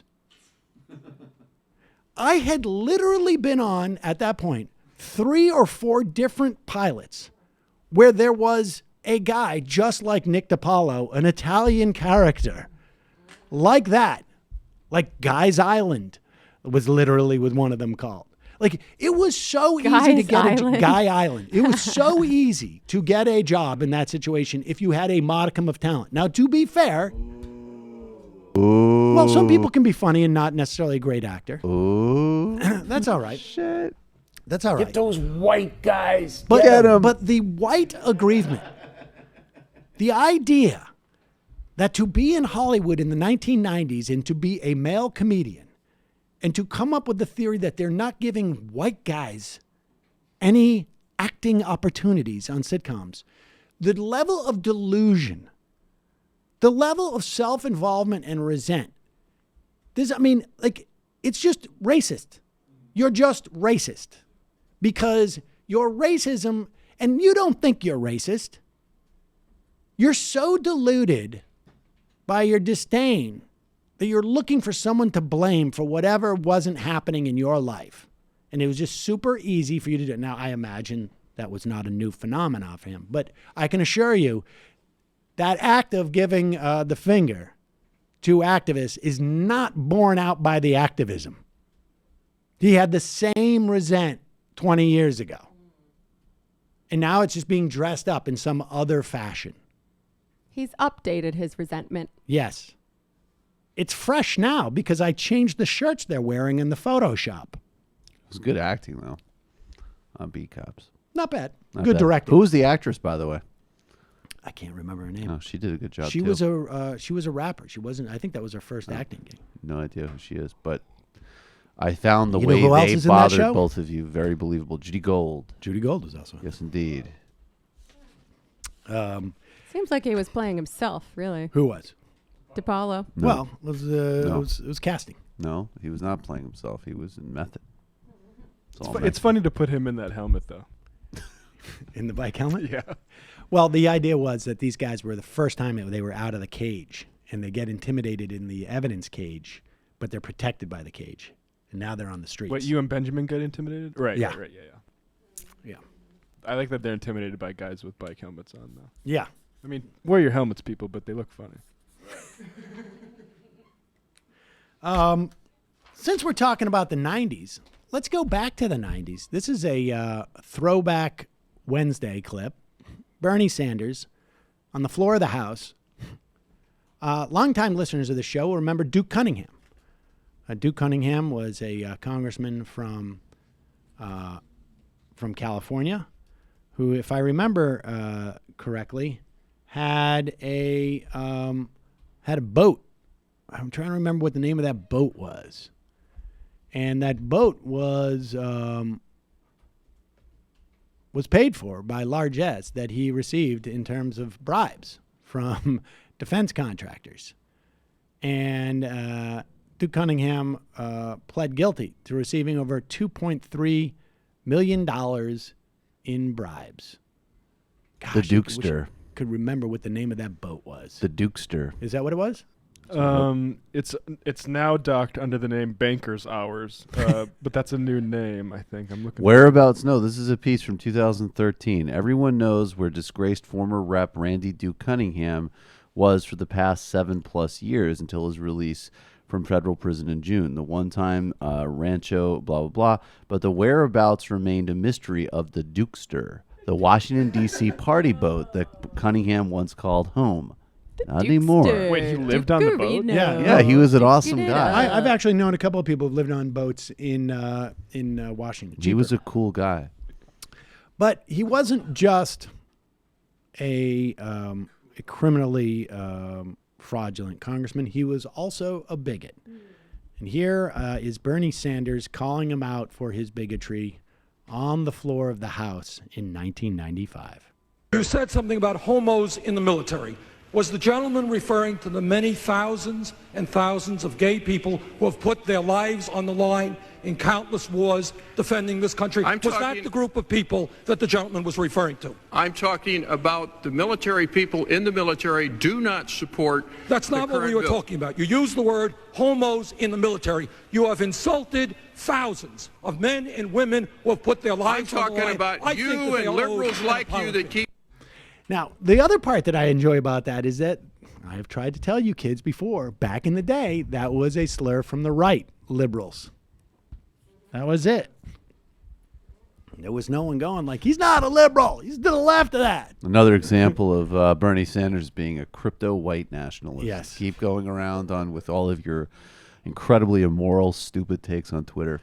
Now, also, speaking of Bernie Sanders, this is a Bernie Sanders ad, but it's actually geared towards the strike that is happening today. Yeah, I mean, this is really like a info video, essentially. I mean, it obviously comes from Bernie, but it's not. Bernie isn't in it. No, and it is letting people know about the Uber strike that is happening today. Uber, of course, is the biggest of the ride-sharing companies. I was talking to a guy. I take Juno. It's not available anywhere but in New York City. And now apparently the dollars the payments are more or less the same. But when they started, Uber paid something like double what it pays now. And it's very difficult for these people to make a living doing it. And here is one of the drivers talking about all the money that Uber is about to, or I should say their shareholders are about to make with the upcoming IPO.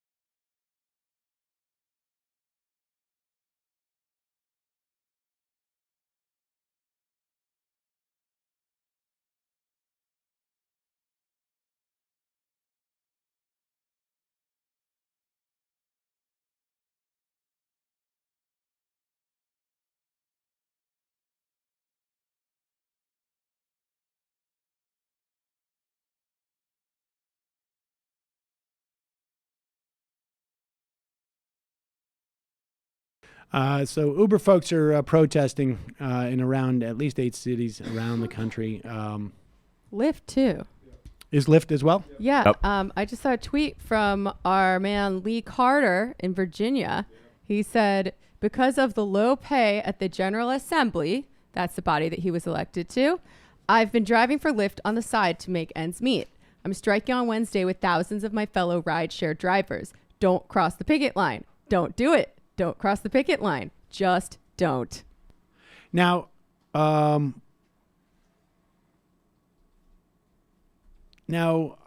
don't know what's the best thing to do. If it's worth it to call in and cancel, like to call in for an Uber and then cancel it as part of a protest. Like, I'm wondering how. Oh, don't do that. I think just don't use it. Just log out and don't use it. I don't have it, but it's crazy. Like, all of the value of these apps, these tech companies, they did not create something new in the world. And Uber is the best example. It is literally just a taxi service. It's a taxi company that is not subject to regulations and is not unionized. That's the only thing. Yeah, they do regulatory arbitrage and try to build market share. And labor arbitrage. And it's disgusting, and they shouldn't get special treatment. They're just an illegal taxi company. Let's go to the phones. Calling from a 478 area code. Who's this? Where are you calling from? Folks, only got about 10 more minutes. So if you've been on hold for anything under 45 minutes, I would hang up because we're not going to get to you. Calling from a 478 area code. Who's this? That's right. You guys hang up. You leave this to the professionals like Jeff and Georgia. Jeff in Georgia. What's on your mind? Hey, man. Real quick, I had something else to call about, but I'll keep it real brief. Just on the Uber thing, to wrap it up, you and your audience, anyone else, if you got Uber or Lyft or any other rideshare app on your phone, even if you don't use it very often, I want you to do me a favor, I want you to uninstall it right now. Reinstall it tomorrow if you need to, but it's my understanding that drivers, that's what they want us to do, to show solidarity in a small way. So if you've got those rideshare apps on your phones, devices, please uninstall them. I'd really appreciate that. The other thing I wanted to say, Seb, was just about Georgia, man. I really appreciate you covering this fetal heartbeat bill. I just wanted to add a couple details that I happen to know about. Georgia's got one of the highest female mortality rates in the nation, maternal rates in the nation, unfortunately. And a lot of OBGYNs already do not want to practice here. And this law is going to do nothing but make it tougher. It's also worth noting that Alabama next door is contemplating passing a very similar, even stricter so-called fetal heartbeat bill in the coming week. And so you can see where I'm going with this. If you look at a map of Georgia, there's not just Georgia, but the surrounding states. It's already to where basically in large parts of the state you gotta take a long ass car ride if you need to get reproductive health services. But eventually it's going to be to the point where you're not going to have to take a car ride. You're going to have to take a plane trip. A lot of people can't afford to get on a plane. And then at some point that plane trip's going to get even longer and longer and longer. And my point is that these abortions are not going to go away. They're just going to be accessible to less people safely. It's a lot of times we get people calling in who want to say, maybe we can compromise on this issue. Do we have to be so orthodox as leftists about reproductive health? And I don't really have anything to say to that except no. Can't do that. It's the cornerstone of female equality. All right, Sam, thanks for letting me rant, buddy. Y'all have a good one. Jeff from Georgia. Absolutely right. Calling from a 720 area code. Who's this? Where are you calling from? This is Dylan from Colorado. Dylan from Colorado. What's on your mind? Hey, Sam. Today what's on my mind is the school shooting from yesterday in Colorado. And I wanted to bounce an idea off. Sure. We should just say one student killed, 8 injured, I believe. It was perpetrated by an 18-year-old male and an underage female, I guess. Correct. So it's a somber day out here in Colorado, but really what I'm thinking right now is a program, more like a Big Brother program. My assumption is that a lot of these, if you gave like social workers a bunch of study programs or like study cases, that you would see a bunch of similarities between these school shooters. Sorry, I'm nervous. I don't know if that's true. I mean, I know that there have been studies like the ones that you're talking about. And I don't know that is true, actually. I'm trying to think. I certainly... Would you say antisocial behavior would be a common thread? I'm trying to recall. There was less consistency than you would have thought. Let's put it that way. I can't remember the specifics, but you can find that online. If you go digging for it, you can find that online. I mean, that's why I note too that it was a female, because I don't know that we have too many examples of females participating in this type of mass shooting. But go ahead. Solid point. But my idea would be that, let's say there's an early warning program. And maybe I'm meeting the current status of things a little bit too halfway here. But when it comes to social behavior, it's just like, let's say there was an early warning program when it comes to like a social worker inside the school, and you put them through maybe like a Big Brother program, and that would kind of take care of the underlying problems with this issue. Yeah, like I say, I think there's been studies, in attempts to sort of like to assess who is a threat risk, and there's an even easier way to deal with this, and that is to not make it so easy for potential threat. Because because what you're talking about is come up with a good algorithm to determine who's a threat. Create an apparatus in the schools to assess each member of the student body to determine whether they fit that criteria. Get those people into a program that you don't really have the authority to force them to go into. Hope that the program... But the school would be put into it. Okay, go ahead. Hope that the program works. You don't have the authority to take people, specific people in school and say, we've determined that algorithmically you might be a threat, and so you have to do this Big Brother program. But even if you did, then you're hoping that it's going to work. I mean, look, there's only one way to stop this. And I don't know that you can stop it. There's only one way to reduce the frequency of these things and the damage that they do. And that is to limit the number of guns that are available to the population as a whole. To limit and figure out a way of doing that within the constraints that we have now from the present Supreme Court. I mean, that's the only way to, at the end of the day, to get any type of reduction. Are you going to eliminate all of them? No. And certainly someone could come in with a knife, and kill and injure people. But the bottom line is you need to reduce the number of weapons. I mean, there's just no other feasible way of reducing the number of people who are injured or die in these events. See, I agree with you in the short term, certainly. Mm-hmm. But in the long term, I think what we still need to do is regrow community bonds. There's a reason why there's been an uptick in school violence in the past few decades. And I think it's because our society has progressed to a point where everybody is so alienated. I mean, if you look at the statistics, depression and anxiety have gone through the roof, especially in young people. There is a correlation with the rise in everyone having a smartphone. And, most kids don't express it by killing other kids, but it's still a real problem. So, why limit it to the people who seem like a threat? Why not just have a widespread effort to regrow bonds, make kids feel respected, get proper counseling services, proper mental health care, and all, none of those things are mutually exclusive. Right. I think we should do that distinct of the issue of these. But I think you will see an effect in the amount of violence that manifests. I would imagine. Calling from a 216 area code. Who's this? Hi, this is David in Orcas Island, Washington. Hello, David. What's on your mind?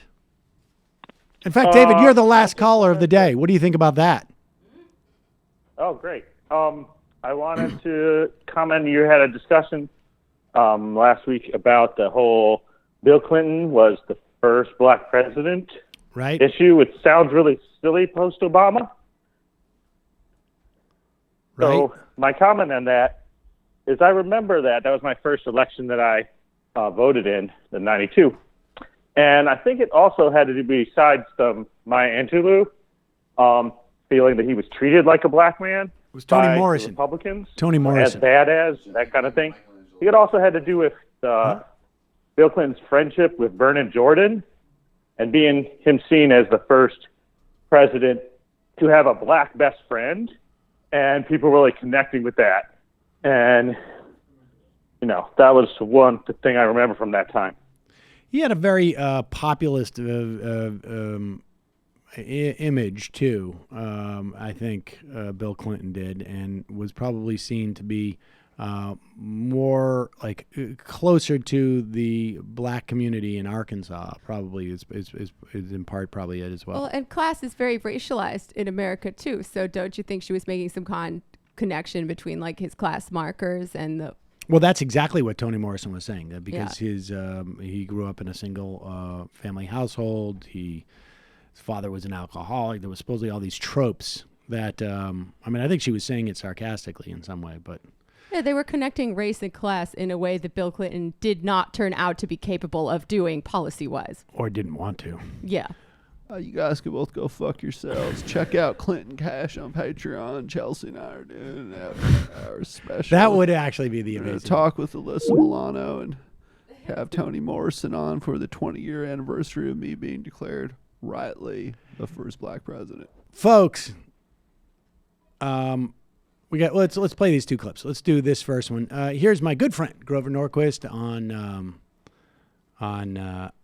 Fox and Friends. And just trotting out the lie. This is a sad thing. The Republicans thought they could run on the Republican tax cut in 2018, and they ran on it insofar as they ran away from it.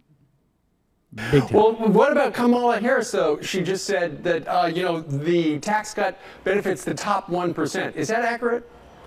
Well, that's what the left was saying right when the bill passed. You remember the tax cut was very unpopular in polling when it passed. As we got closer to April 15th of this year and Americans actually saw the size of the tax cut they got, it became much more popular.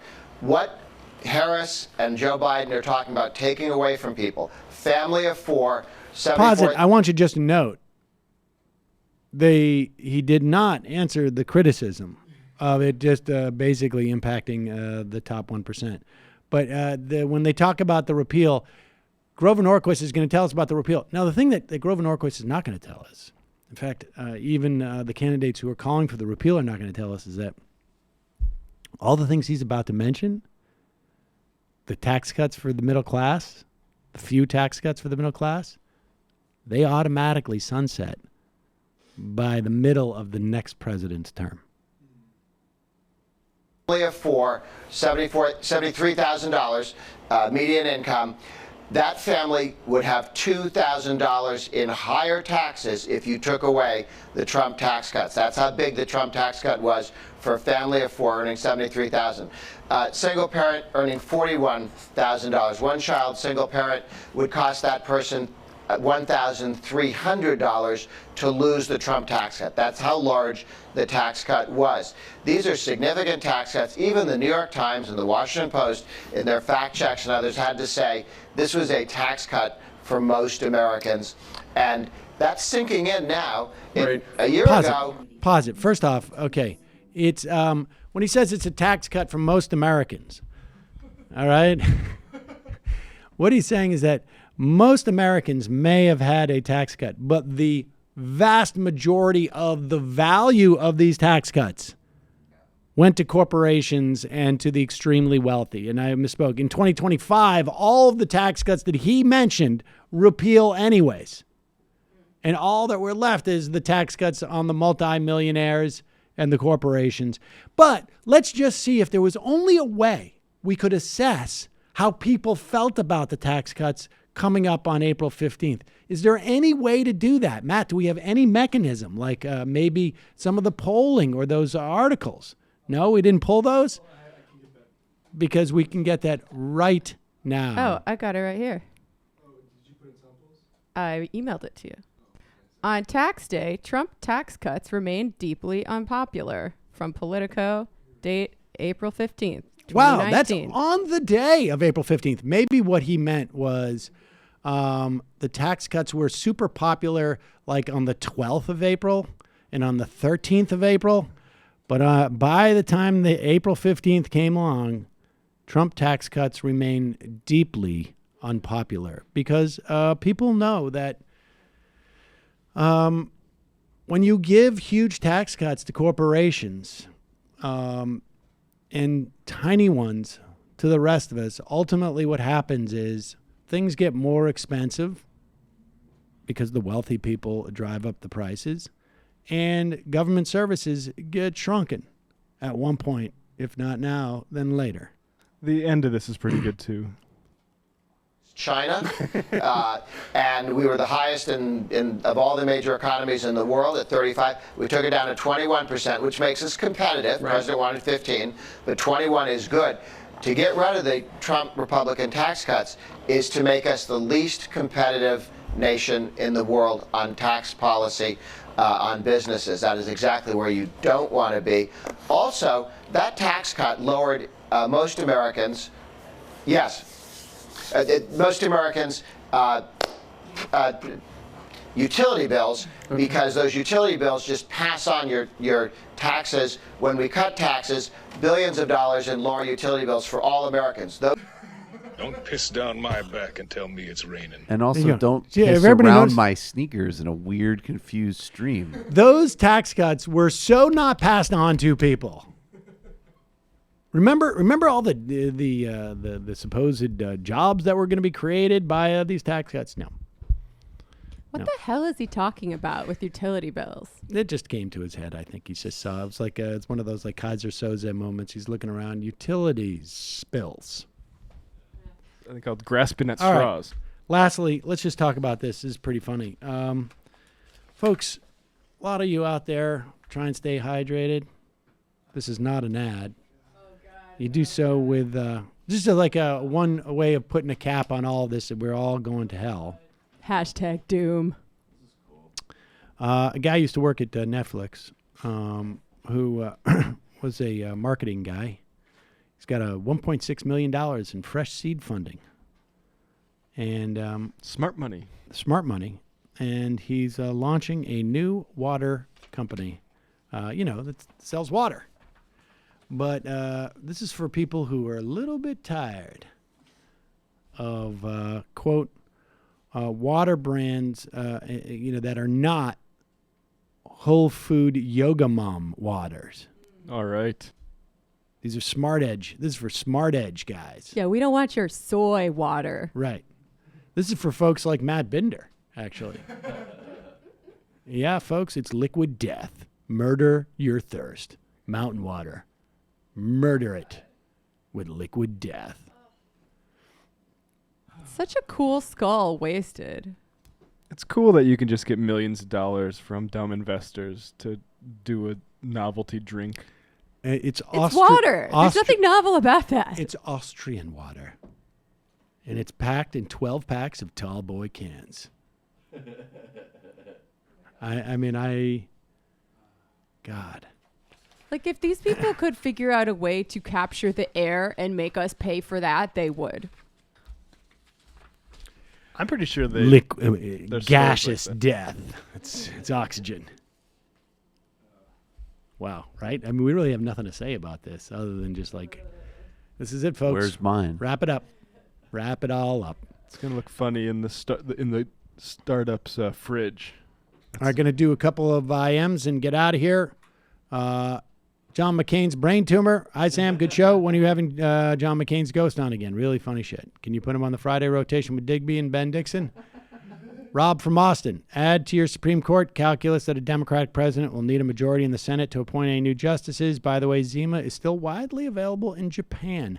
Colin from Nebraska. Bernie supporters, don't forget to use the Burn app. This is what volunteers are using to canvass. Go to app.berniesanders.com. Create an account. The harassment app. Bang Bang Art. Hey, comrades and Sam, as a Los Angeles native, I'm very concerned about the 2028 Olympic Games. Could you possibly get somebody on from the No Olympics LA Coalition to talk about the campaign against the Games coming to LA? Full disclosure, I'm a member. We'll look into that, actually. Bronze Plan. Hi, everyone. I'm going to be visiting New York for the first time in a long weekend in mid-June. Do you have any recommendations? Oh, geez. Museums? I mean, depends on what you like to do. I would get on one of those monster boats and ride around the harbor. It's actually not unfun. I don't know if I would do the monster boats, but what's a monster boat? They have these like big motor boats, but riding around the harbor is actually quite nice. An interesting way to see aquatic death. Well, there you go. How's that for recommendations? JJ Cool. Before Donald Trump, I always wondered how people could worship royalty or talk about authority figures as godlike. I always thought it was be out of fear for their lives. Fox and Friends blows my theory out of the water by sacrificing their dignity for a few extra bucks. Brock from VA, Lee Carter tweeted he's been having to drive Lyft because his General Assembly pay. Right, there you go. Yeah, they make like $18,000 a year or something crazy. They just assume that everyone's rich who's doing this. Mayday Mindy. Hey, guys, I'm 60 today. Can I get a shout out? Oh, hell yeah.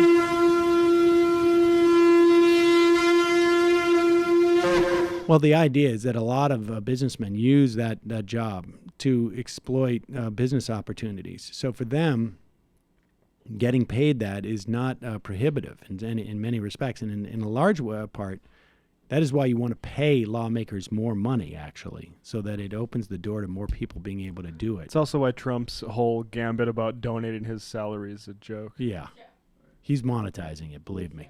Dawson from Minneapolis. Hey, Sam and crew, wondering if you guys have any take on the Mohammed Noor Justice Damon verdict and the $20 million award. I haven't read about that. Snow Fake. Question for the whole crew. While reversing the decline of the middle class is a noble cause, I think it implies inevitable existence of a helpless underclass. So is it useful to try and raise class consciousness in the American electorate, or better to just attack inequality in general? Do both. The Chris Lapaco. Did you see the incredibly bad tweet from USA Today? Yes, they said the average American spends $18,000 a year on things they don't need, like food, clothing, transportation. They said personal grooming. Yeah, we should all just grow our hair out forever. Just don't eat, don't shower. Floby. Gregory from Oklahoma. Xers are my favorite generation of people and always have been because mostly all my favorite bands and musicians are from that cohort, but Gen X politicians are literal garbage. For every Fred Durst or Sam Cedar, there's like 5 Cory Bookers. Water Boat from Kashmir. Yeah, Fred Durst is woke now. P.S. He's been tweeting at Trump. No, that's what he's saying. Hello, MR. Happy Ramadan for those observing. Also, wish me luck for finals this week coming up. So tired. Good luck. And yes, easy fast. Local pizza historian. In solidarity with labor, today's Sam Tinder profile comes straight from the writer's room. Hey, babe. Looking for a ride now that Uber is on strike? Swipe right and give me a try. Let's strike a blow against capital together in a personal Congress. All right, and 3 more. Michael's impression of Sam. Hey, Sam.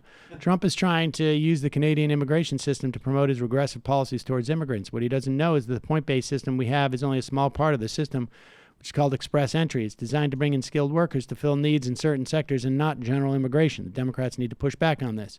Black Marxist. Between Nate Silver implying black peoples are establishment hacks and conservatives trotting out Candace Owens to say we are politically brainwashed, the amount of people who disregard our political instincts is astounding. Right. And the final I am of the day.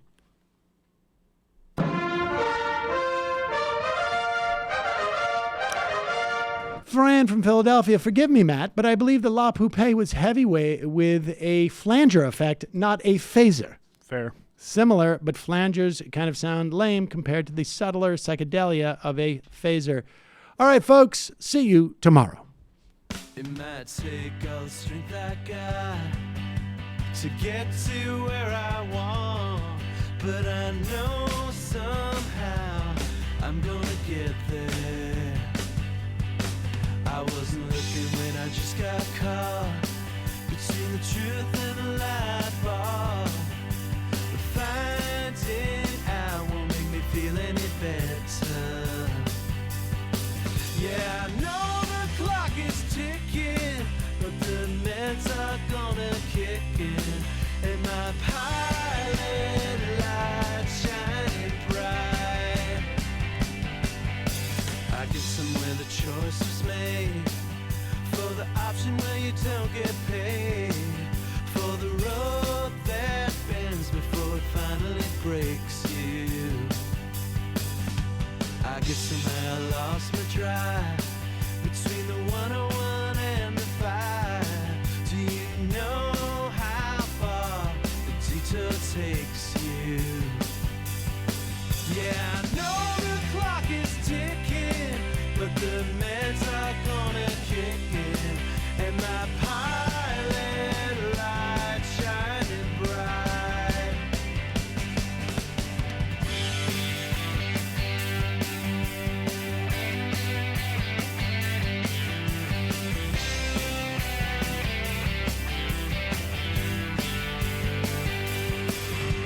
The months drifted into years while I shifted in